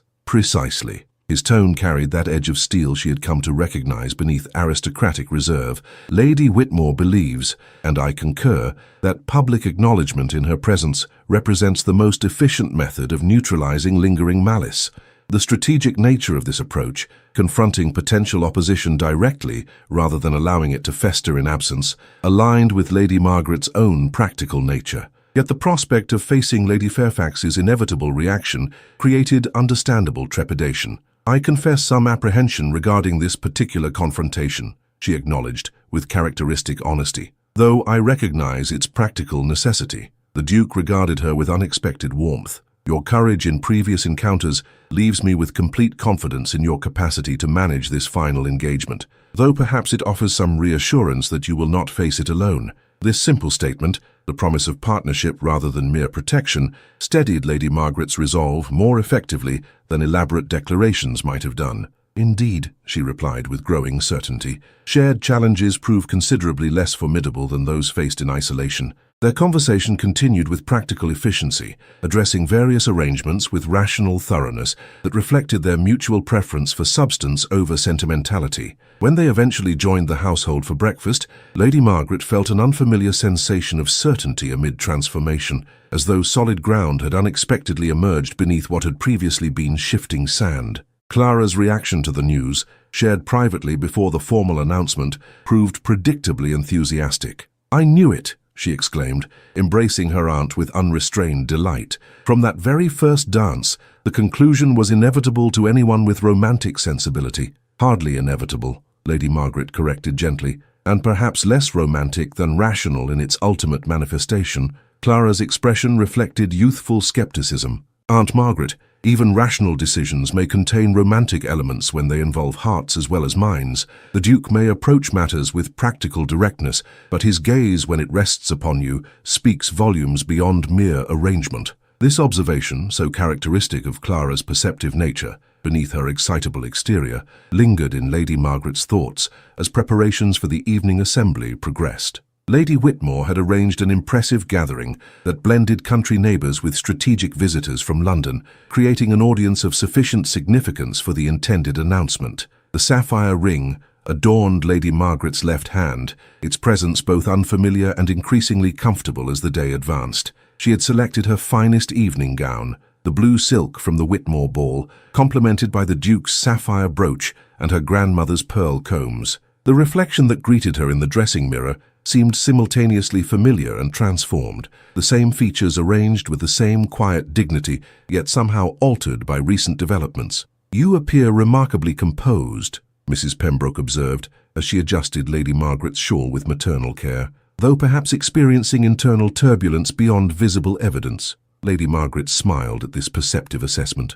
"A lifetime of practiced composure proves useful in unprecedented circumstances, though I confess some trepidation regarding Lady Fairfax's inevitable presence this evening. That woman," Mrs. Pembroke declared with uncharacteristic vehemence, "has exhausted her capacity for meaningful disruption. Her schemes have been systematically dismantled through exposure to daylight, the most effective disinfectant for malicious manipulation." As they descended to the grand drawing room where guests had begun to arrive, Lady Margaret felt the familiar weight of observation, though now tinged with different quality than the dismissive glances of previous years. The Duke awaited at the foot of the staircase, his formal evening attire emphasizing his imposing height and aristocratic bearing. The subtle warmth that transformed his features upon her approach remained visible only to those observing with genuine attention. "You look magnificent," he murmured as she placed her hand upon his offered arm. The simple compliment, delivered without embellishment yet carrying evident sincerity, affected Lady Margaret more profoundly than elaborate flattery might have done. Lady Whitmore orchestrated the assembly with characteristic precision, ensuring proper introductions and strategic conversational groupings. The Duke remained at Lady Margaret's side throughout initial formalities, his presence both protective and declarative, without requiring explicit statement. As predicted, Lady Isolde Fairfax arrived with calculated timing, neither conspicuously early nor fashionably late, but precisely when her entrance would command maximum attention without suggesting eagerness. Her gown of emerald silk complemented her golden hair and green eyes to dramatic effect, while her expression conveyed practiced social confidence despite recent setbacks. Her gaze located Lady Margaret and the Duke immediately, narrowing briefly before composing itself into perfect social pleasantry. With impressive determination, she navigated directly toward them, her smile fixed with artificial warmth. "Your Grace," she greeted the Duke with flawless courtesy. "Lady Margaret, how delightful to find you both enjoying rural pleasures. One hears such interesting reports of recent developments that curiosity becomes nearly overwhelming." The Duke's expression remained impeccably polite, while revealing nothing beyond formal acknowledgement. "Lady Fairfax, a pleasant surprise to find you among Lady Whitmore's guests." "Her ladyship was most insistent regarding my attendance," Lady Isolde replied with calculated lightness. "Something about ensuring proper witnesses for significant announcements. One naturally wonders what such mysteries might entail." Her gaze fixed upon Lady Margaret with barely disguised calculation, searching for confirmation of rumors that had evidently reached her despite careful management. When her attention settled on Lady Margaret's left hand, where the sapphire ring gleamed with undeniable significance, a momentary flash of genuine emotion cracked her perfect social mask. Before she could formulate response, however, Lady Whitmore approached with imperial purpose, effectively inserting herself into their conversation with aristocratic privilege. "Lady Fairfax," she greeted with deadly pleasantness, "how fortuitous that you accepted my rather last-minute invitation. Your presence completes the necessary audience for this evening's announcement." Lady Isolde's composure faltered visibly before she recovered with remarkable determination. "I would not have missed such an occasion for any consideration, Lady Whitmore, particularly given recent, interesting developments in certain quarters." "Indeed," Lady Whitmore's tone could have frozen champagne in its glass. "Developments that demonstrate the ultimate ineffectiveness of malicious intervention when confronted with authentic character and rational discernment." The direct nature of this rebuke, delivered with aristocratic authority that permitted no response, temporarily silenced even Lady Isolde's practiced social maneuvering. Before she could recover sufficiently to counter, Lady Whitmore signaled for attention, effectively commanding silence throughout the assembled company. "Distinguished friends," she announced with carrying authority, "it gives me particular pleasure to host this gathering on an occasion of significant happiness. The Duke of Thornvale has requested my permission to make an announcement of considerable importance."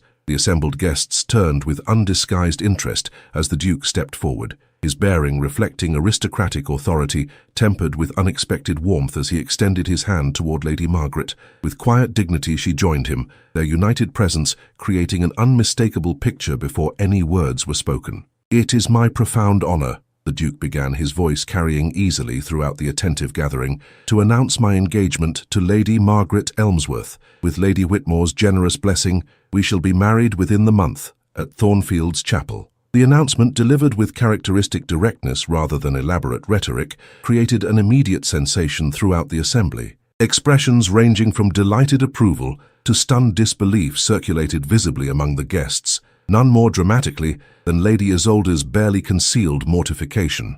Lady Whitmore raised her glass with imperial authority. "To the Duke and his chosen bride, may their union exemplify the triumph of authentic character over mere convention." As glasses were raised throughout the assembly, Lady Margaret felt the culmination of 17 seasons compressed into a single crystalline moment of vindication. Not triumph over Lady Isolde's machinations, though that element undeniably existed, but rather the deeper satisfaction of having maintained dignity through extended invisibility, emerging ultimately into recognition based on genuine worth. rather than artificial calculation. The Duke's hand at her waist offered steady support as congratulations began flowing from all directions. Thomas approached with Clara, their expressions reflecting sincere delight rather than mere social obligation. "Aunt Margaret," Thomas said with genuine warmth, "I cannot express adequately how this development gladdens my heart. That genuine worth should receive proper recognition represents justice too rarely observed in our society."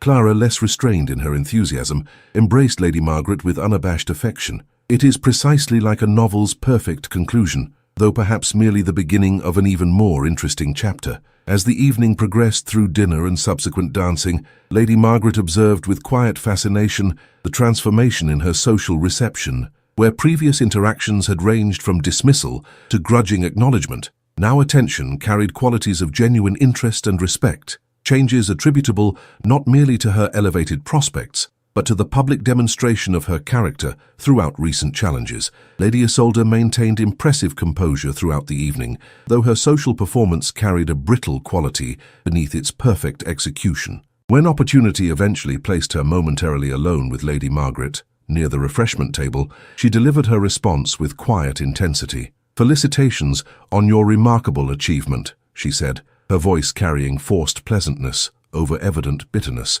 17 seasons of patience finally rewarded through unexpected intervention. One almost admires such determined persistence. Lady Margaret regarded her with the quiet dignity that had sustained her through countless social slights. "Not persistence toward calculated outcome, Lady Fairfax, but maintenance of principle regardless of result. A distinction perhaps difficult to comprehend when strategy replaces authentic character." Lady Isolde's perfect features hardened momentarily before reassembling into social pleasantry. "How fortunate that principle and advantage have aligned so conveniently in your particular case. One wonders whether principle alone would have proven equally sustaining without such dramatic intervention." "One need not wonder," Lady Margaret replied with simple certainty. 17 seasons provided ample demonstration of principle maintained without expectation of reward. An experiment few would voluntarily undertake, yet perhaps valuable for the evidence it provides. Something complicated flickered across Lady Isolde's expression,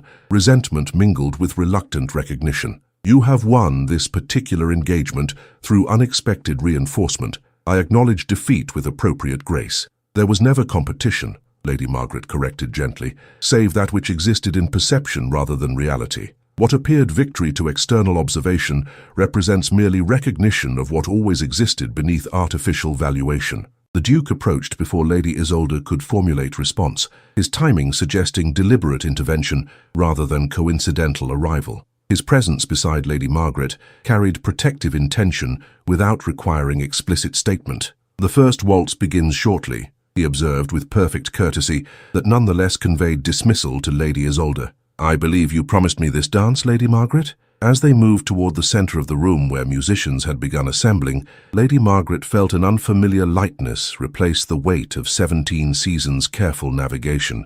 The Duke's hand at her waist provided support without constraint, his guidance suggesting partnership rather than mere direction. "You managed that final confrontation with remarkable grace," he observed, as they took position for the waltz. "Though I confess some concern regarding its potential for unpleasantness." Lady Margaret allowed herself a small smile. "Lady Isolde's capacity for malice diminishes considerably when divorced from secrecy and subterfuge. Direct engagement proves remarkably effective in neutralizing indirect manipulation, a strategic principle with broader application," he agreed, guiding her into the opening movements of the waltz with perfect synchronization, though one requiring considerable courage in its execution. As they moved through the familiar pattern, Lady Margaret became aware of the assembled company's attention, not the dismissive glances of previous years, but genuine observation of what many clearly considered an unexpected romance amid conventional calculation. The weight of such attention might once have created discomfort,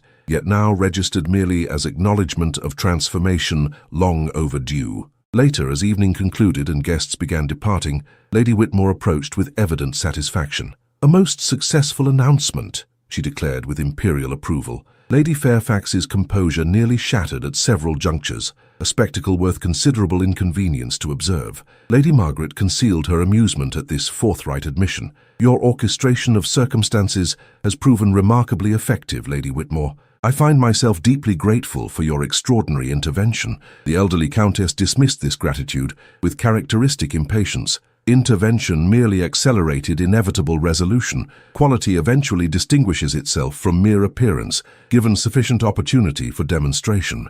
As the Duke's carriage returned them to Thornfield's main house through moonlit country lanes, comfortable silence settled between them, the quiet of mutual understanding rather than awkward absence. Lady Margaret gazed at passing shadows, her thoughts arranging themselves with characteristic orderliness despite unprecedented circumstances. "You seem contemplative," the Duke observed, his voice carrying that warmth she had come to recognize beneath aristocratic reserve. "I find myself adjusting perspective," she replied with honest simplicity. 17 seasons of careful resignation created particular habits of thought, not immediately overcome despite compelling evidence. His expression reflected genuine understanding rather than mere acknowledgement. Adjustment requires appropriate interval. Foundations established through extended experience do not shift instantaneously, however compelling the catalyst. This recognition, his appreciation of gradual transformation rather than immediate conversion, reinforced Lady Margaret's growing certainty regarding their compatibility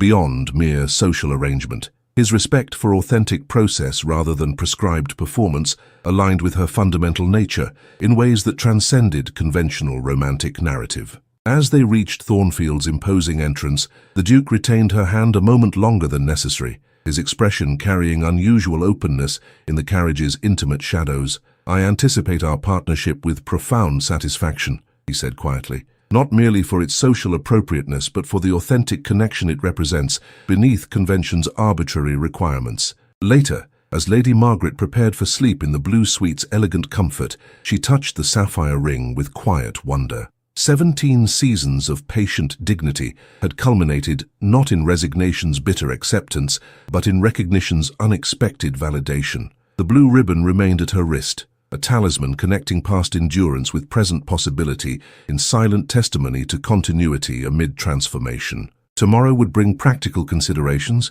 social adjustments, and inevitable challenges as two independent lives reconfigured toward shared existence. Yet beneath such logistics lay something more fundamental than mere arrangement, the quiet certainty of having been truly seen rather than merely observed after 17 seasons of dignified invisibility. The morning of Lady Margaret's wedding dawned with unseasonable clarity, as though winter had momentarily surrendered to spring's inevitable advance. Sunlight filtered through the stained glass windows of Thornfield's ancient chapel, casting jewel-toned patterns across worn stone floors where generations of Whitmore ancestors had marked life's significant transitions. 1 month had passed since the Assembly's dramatic announcement, a period of methodical preparation rather than frantic arrangement. Lady Whitmore had orchestrated proceedings with characteristic efficiency, eliminating unnecessary elaboration while preserving essential dignity. The guest list remained deliberately selective, focusing on quality of connection rather than quantity of witnesses. In the private chamber where brides had prepared for centuries,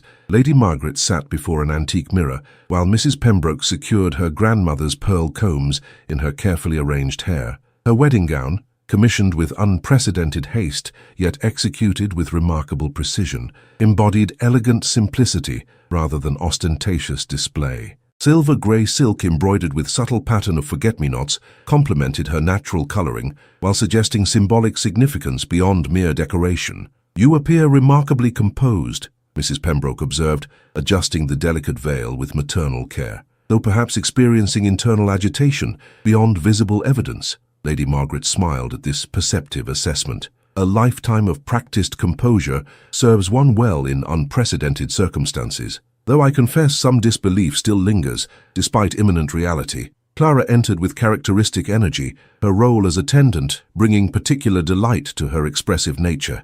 "Aunt Margaret, you look absolutely transcendent." The Duke will be rendered entirely speechless, though being a man of few words generally, perhaps that observation lacks meaningful distinction. This unexpected humor lightened the atmosphere, drawing genuine laughter from Lady Margaret.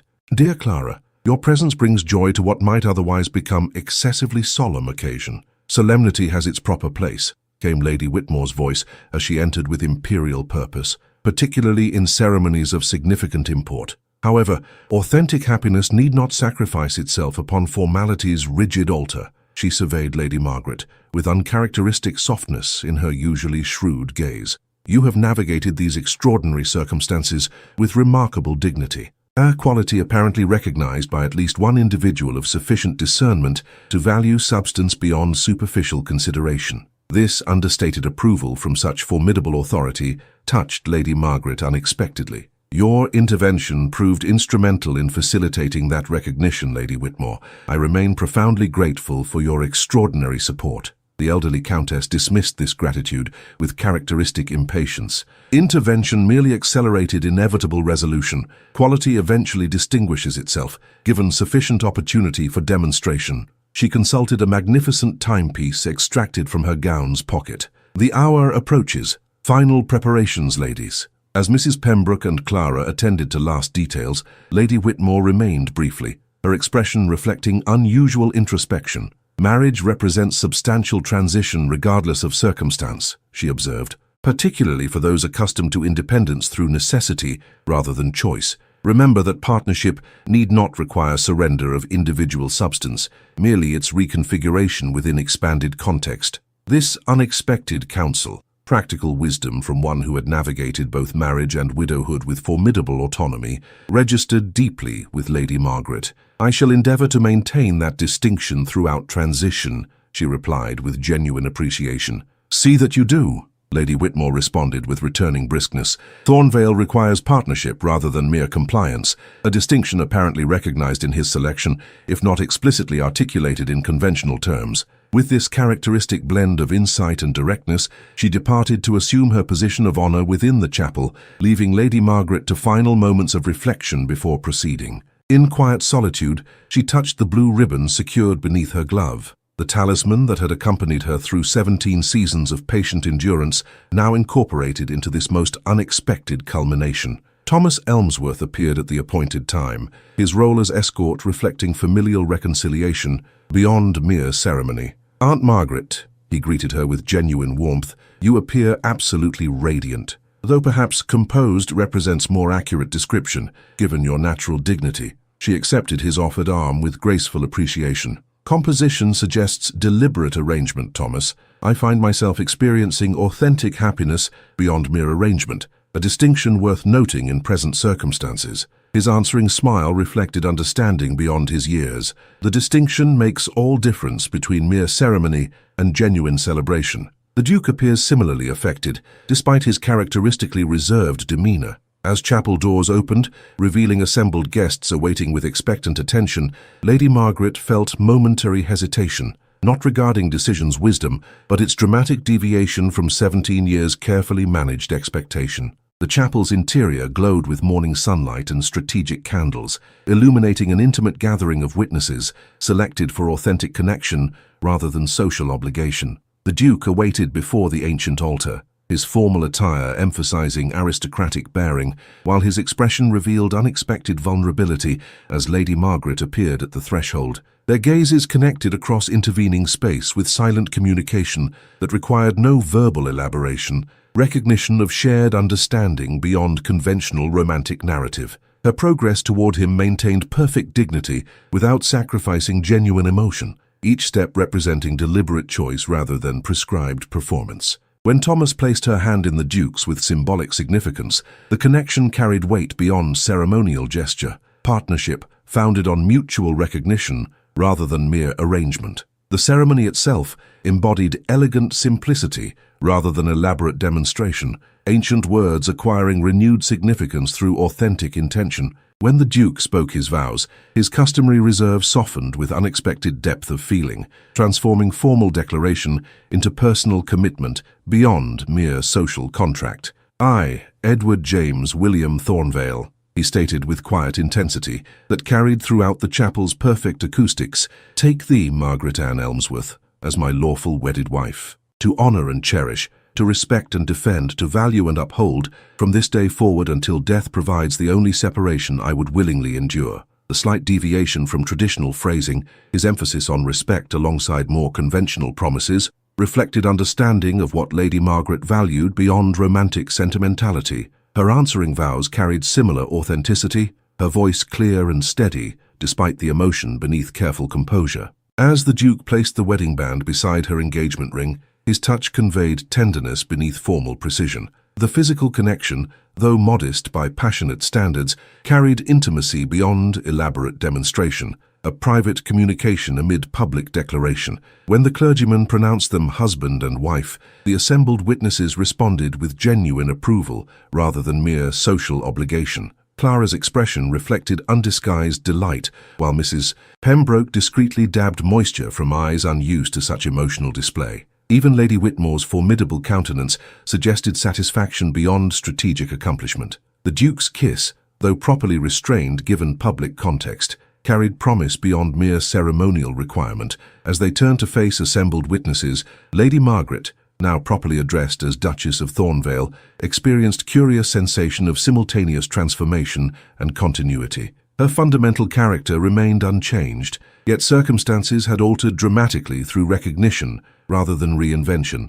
The wedding breakfast at Thornfield's magnificent dining room provided elegant celebration without excessive elaboration. Conversations flowed with genuine warmth rather than prescribed politeness, creating atmosphere of authentic connection beyond mere social performance. Lady Whitmore presided with benevolent authority, ensuring proper attention to traditional elements while eliminating unnecessary tedium. When moment arrived for departure to Thornvale Estate, their primary residence moving forward, Lady Margaret found herself momentarily overwhelmed by transition's significance. 17 years of careful resignation, culminating in unexpected recognition, created emotional complexity beyond simple happiness. The Duke, with characteristic perception, noted this momentary vulnerability beneath composed exterior. As they prepared to enter the waiting carriage, he spoke quietly for her ears alone. "Transition permits adjustment at necessary pace," he assured her with gentle understanding. "Partnership accommodates individual process alongside shared experience." This acknowledgement, his recognition of her need for gradual integration rather than immediate transformation, confirmed Lady Margaret's growing certainty regarding their compatibility beyond conventional romantic narrative. As their carriage departed, amid traditional showering of flower petals and sincere good wishes, Lady Margaret gazed back at assembled witnesses, particularly Clara, whose expressive face reflected both delight and wistful recognition of impending separation. The young woman had blossomed remarkably during recent events, her natural vivacity complemented by newfound purpose beyond mere social achievement. "Clara shall visit frequently," the Duke observed, following Lady Margaret's gaze with characteristic perception. Her connection with Thomas suggests potential developments worthy of continued observation. Lady Margaret smiled at this diplomatic reference to what appeared increasingly evident attachment between her niece and nephew. "Development requiring appropriate interval for proper maturation," she agreed. "Youth benefits from measured progression rather than precipitous commitment." As Thornfield receded behind them and countryside opened toward their future residence, comfortable silence settled between them, the quiet of shared understanding rather than awkward absence. Lady Margaret gazed at passing landscape, its winter bareness showing first subtle indications of approaching spring. "Your thoughts appear contemplative," the Duke observed after several moments, his tone suggesting genuine interest rather than mere conversation. Lady Margaret considered her response with characteristic thoughtfulness. "I find myself reflecting on transition's curious nature," she replied with honest simplicity. "How 17 years of careful resignation culminated in unexpected recognition through circumstances no rational mind could have anticipated." His expression warmed with rare openness. Perhaps recognition required precisely such interval. Discernment often develops through extended observation rather than immediate impression. "A generous interpretation," she noted with gentle humor, though one suggesting remarkable patience in the observer. "Patience represents merely external manifestation," he countered with unexpected intensity. "Internal recognition occurred substantially earlier, lacking merely appropriate opportunity for demonstration." This revelation, that his awareness had preceded direct interaction by significant interval, created momentary silence, while Lady Margaret absorbed its implications. "When?" she asked finally, simple directness replacing social circumlocution. 3 seasons past," he admitted, with equal directness. "At Lady Harrington's musical evening, you responded to Sir Alaric's particularly cruel mockery with such composed dignity that it illuminated something essential about character's true nature." Observation continued from that point, though opportunity for direct engagement proved elusive until recent catalyzing events. The carriage traveled onward through winter landscape, showing subtle signs of approaching transformation, much like their evolving connection. Formal structure gradually yielding to more natural interaction as artificial barriers diminished through genuine familiarity. Thornvale Manor appeared eventually on distant hillside, its imposing architecture softened by afternoon sunlight. Ancient stone and modern additions created harmonious whole rather than discordant elements, tradition enhanced rather than constrained by thoughtful evolution. Home, the Duke stated simply, as the carriage approached through magnificent oak-lined drive. The single word carried significance beyond its brevity. Invitation and declaration combined in typical efficiency. For Lady Margaret Elmsworth, now Duchess of Thornvale, that simple word represented culmination of extraordinary transition. From forgotten spinster to recognized partner, through authentic connection rather than strategic calculation or romantic impulsiveness. As she placed her gloved hand in his upon reaching their destination, the blue ribbon remained at her wrist beneath formal attire, connecting past endurance with present possibility through silent testimony to continuity amid transformation. The Duke's answering pressure conveyed understanding beyond verbal elaboration. Their partnership had begun through unexpected recognition amid social theatre, yet would continue through deliberate choice beyond ceremonial performance. Authentic connection, transcending conventional narrative through mutual respect and genuine appreciation. Together they ascended steps toward their shared future, dignity undiminished, yet complemented by newfound certainty that recognition, once granted through genuine discernment, represented foundation more reliable than either resigned endurance or impulsive attachment. The great doors opened to receive them, symbolizing transition's completion and new beginnings' simultaneous commencement. Whatever challenges awaited beyond ceremonial celebration, they would face them as partners rather than isolated individuals, their separate strengths reconfigured through connection without surrendering essential character that had drawn them together through 17 seasons of patient observation and unexpected recognition. 5 years had transformed Thornvale Manor from imposing residence to genuine home through Lady Margaret's thoughtful influence. The Grand Library, once showcasing volumes rarely consulted, now hosted regular literary discussions where intellectual exchange flourished without regard to conventional social hierarchies. Formal gardens had acquired strategic, informal elements, creating harmonious balance between tradition and innovation that characterized their partnership beyond physical surroundings. On this particular spring afternoon, Lady Margaret, still addressed formally in public, though privately called simply Margaret in her husband's increasingly warm tones, sat beneath blooming magnolia tree that had been planted to commemorate their first anniversary. A delicate writing desk had been positioned to capture optimal light while providing view across estate's rolling landscape toward distant horizons. Her correspondence had expanded considerably since marriage, no longer private letters addressed only to herself, but extensive communication with various connections developed through meaningful interaction rather than mere social obligation. Today's particular letter addressed Clara, whose own circumstances had evolved dramatically through recent years. Clara's marriage to Thomas Elmsworth had occurred exactly as Lady Whitmore predicted, 2 years following their aunt's unexpected wedding, allowing appropriate interval for proper maturation.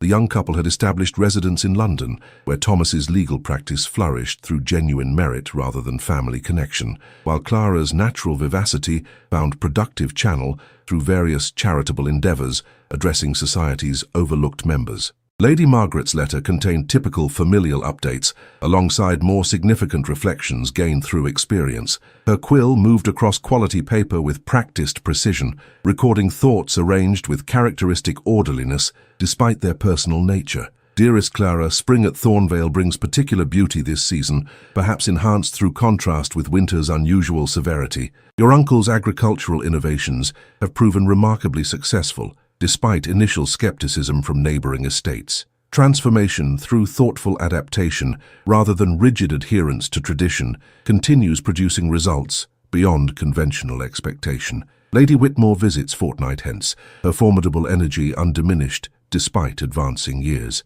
She maintains characteristic directness regarding all matters, particularly our continued failure to produce aristocratic offspring. I find her concern simultaneously amusing and touching, though your uncle responds with unusual discomfort to such direct references. Our contentment with existing circumstances appears incomprehensible to those measuring success through prescribed accomplishments rather than authentic satisfaction. Your news regarding Thomas's appointment to the Judicial Committee brings particular pleasure. Merit receiving appropriate recognition represents justice too rarely observed in our society. That recognition arrives through demonstrated character rather than strategic connection, proves especially satisfying given our family's particular history. Lord Elmsworth's improved circumstances, following your uncle's financial intervention, demonstrates forgiveness's practical benefits beyond mere moral satisfaction. Though reconciliation remains imperfect, civil interaction has replaced previous animosity,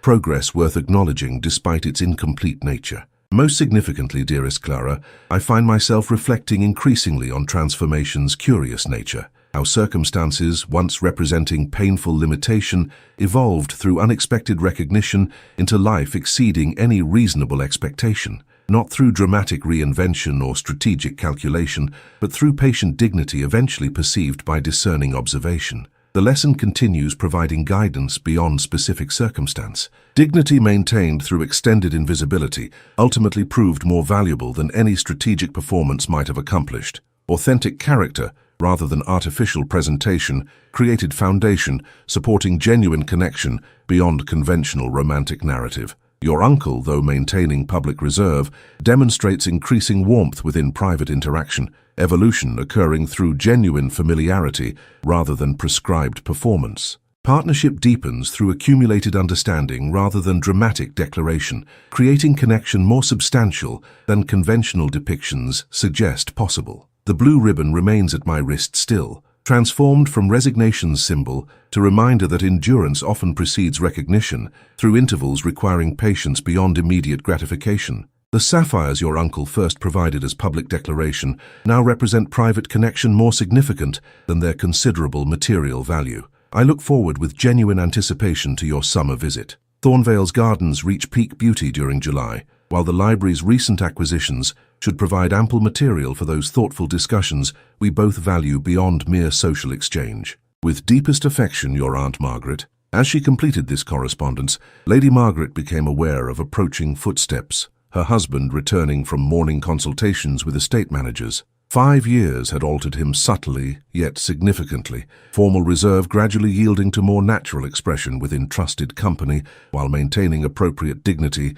in public contexts. "Letters to Clara?" he inquired, settling beside her with comfortable familiarity that had developed through genuine connection rather than prescribed intimacy. "Indeed," she confirmed, setting aside her quill with careful precision. Reflecting on transformation's curious nature and recognition's unexpected pathways, his expression warmed with understanding beyond verbal elaboration, philosophical considerations amid familial communication. Characteristic integration of practical matters with deeper reflection. Lady Margaret smiled at this concise assessment, his appreciation for her fundamental nature remaining consistent despite circumstances' dramatic alteration. One discovers through experience that transformation often preserves essential character while modifying its external manifestation. He reached for her hand with deliberate tenderness, his thumb brushing across the blue ribbon still secured beneath her sleeve. The gesture carried intimate significance beyond its physical simplicity,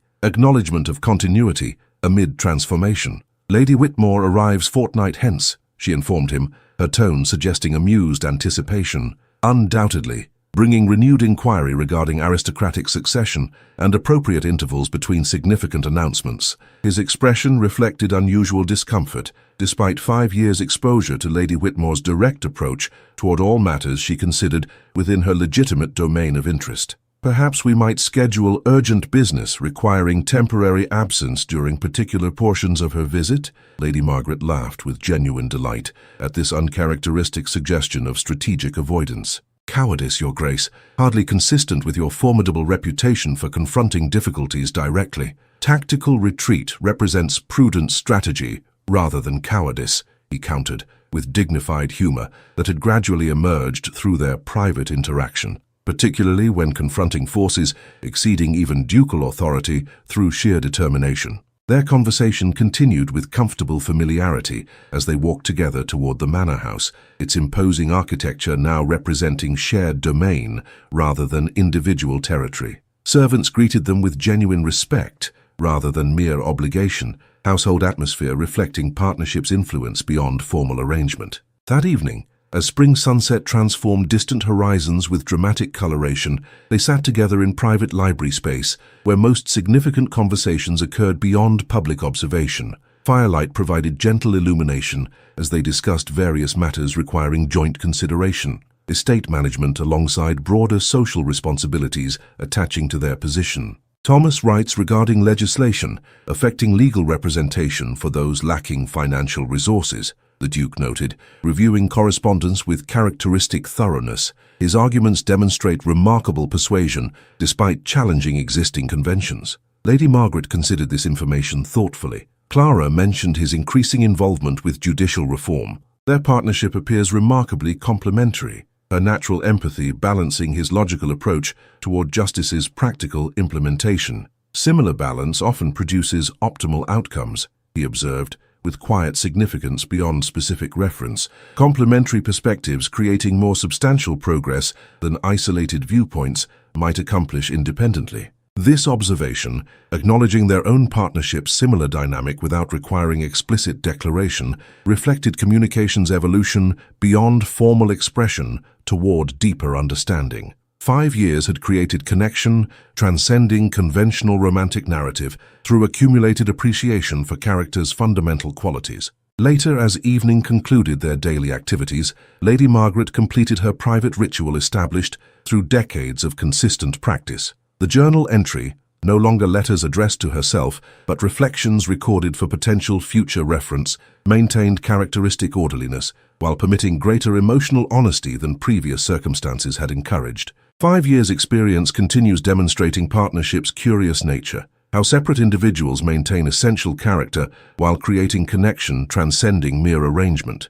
Dignity preserved through 17 seasons of patient endurance ultimately provided foundation for recognition beyond strategic calculation or impulsive attachment. The woman once dismissed as forgotten ornament now addresses substantial matters affecting numerous lives beyond personal circumstance. Not through dramatic reinvention, but through consistent character, finally receiving appropriate recognition from discerning observation. Happiness derives not from circumstances' dramatic transformation, but through authentic connections' steady development, beyond ceremonial declaration. Partnership evolves through accumulated understanding rather than prescribed performance, creating bond more substantial than conventional narrative suggests possible. The blue ribbon remains, connecting past endurance with present satisfaction through silent testimony to continuity amid transformation. As she secured this journal within the cabinet her husband had provided during their extraordinary courtship, Lady Margaret touched the sapphire ring that had transformed from declaration's symbol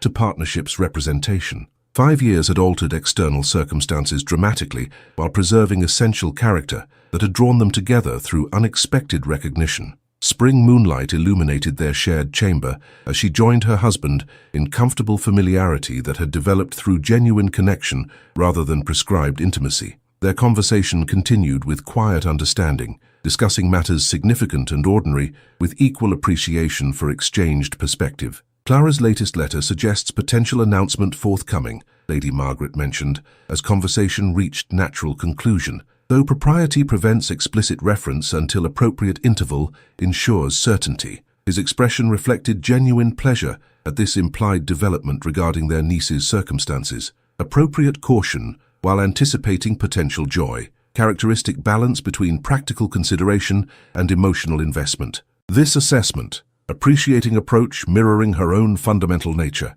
demonstrated understanding developed through 5 years accumulated observation beyond initial recognition. Their connection had deepened through genuine familiarity rather than romantic idealization, creating partnership more substantial than conventional narrative suggested possible. As they prepared for sleep, Lady Margaret reflected on transformation's extraordinary nature, how 17 seasons of patient dignity had culminated in recognition beyond reasonable expectation, not through dramatic reinvention or strategic calculation, but through authentic character ultimately perceived by discerning observation after extended interval, requiring patience beyond immediate gratification. The blue ribbon remained at her wrist as testament to continuity amid transformation, connecting forgotten spinster with respected duchess through unbroken thread of essential character, preserved throughout extraordinary transition. Tomorrow would bring new responsibilities and opportunities, challenges and satisfactions beyond predictable anticipation. Yet whatever circumstances might develop, they would face them as genuine partners rather than isolated individuals, their separate strengths reconfigured through connection without surrendering dignity that had drawn them together through unexpected recognition after 17 seasons of patient endurance. In the quiet corners of our lives, where disappointment settles like dust on forgotten dreams, there lies a power greater than society's judgment, the power of unwavering dignity. Lady Margaret's journey whispers to us across time, not a fairy tale of magical transformation, but a testament to the soul that refuses to diminish despite years of invisibility. Perhaps the most profound wisdom from her story is this: true dignity is not a garment we wear for others' approval, but an inner light we maintain even when no one seems to be looking. For 17 seasons, Margaret tended this flame with patient hands, never knowing if recognition would ever come. The world often mistakes patience for resignation and quiet strength for acceptance of defeat. Yet in Margaret's steady heart beat a truth that our hurried age has forgotten, that character built through long endurance creates foundations that fleeting passion cannot match. Her story reminds us that sometimes life's most meaningful recognition arrives not as a thunderclap of sudden change, but as the dawn that follows our longest night. What appears to others as mere waiting may in fact be the most courageous form of becoming. The Duke saw in Margaret what society had trained itself not to see, that dignity maintained through extended invisibility reveals character more truthfully than any performance under admiration's spotlight. In our own lives, we too may experience seasons of being overlooked, undervalued, or misunderstood, the forgotten corners of existence where our worth seems questioned by the world's indifference. In these moments, Margaret's story offers not merely comfort but conviction, that maintaining our essential character when recognition seems most distant may be precisely what prepares us for connections of true significance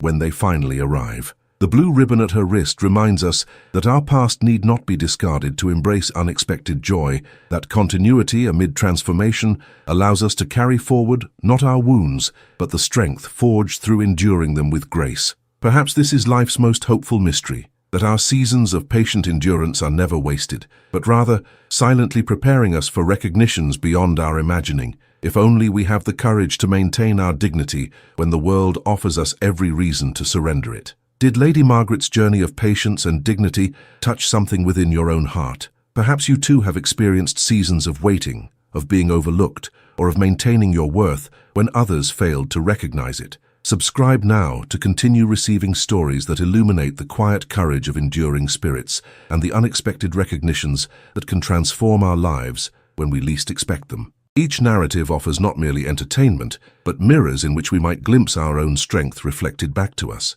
Share your thoughts in the comments below. When have you maintained dignity through invisibility? What unexpected recognitions have transformed your own journey? Your story matters, and in sharing it, you might become the voice that helps another maintain their own blue ribbon of hope through difficult seasons. Remember, the most profound connections often begin when we recognize in others the dignity they have maintained despite the world's indifference. Subscribe, comment, and join a community that values the quiet strength of enduring hearts.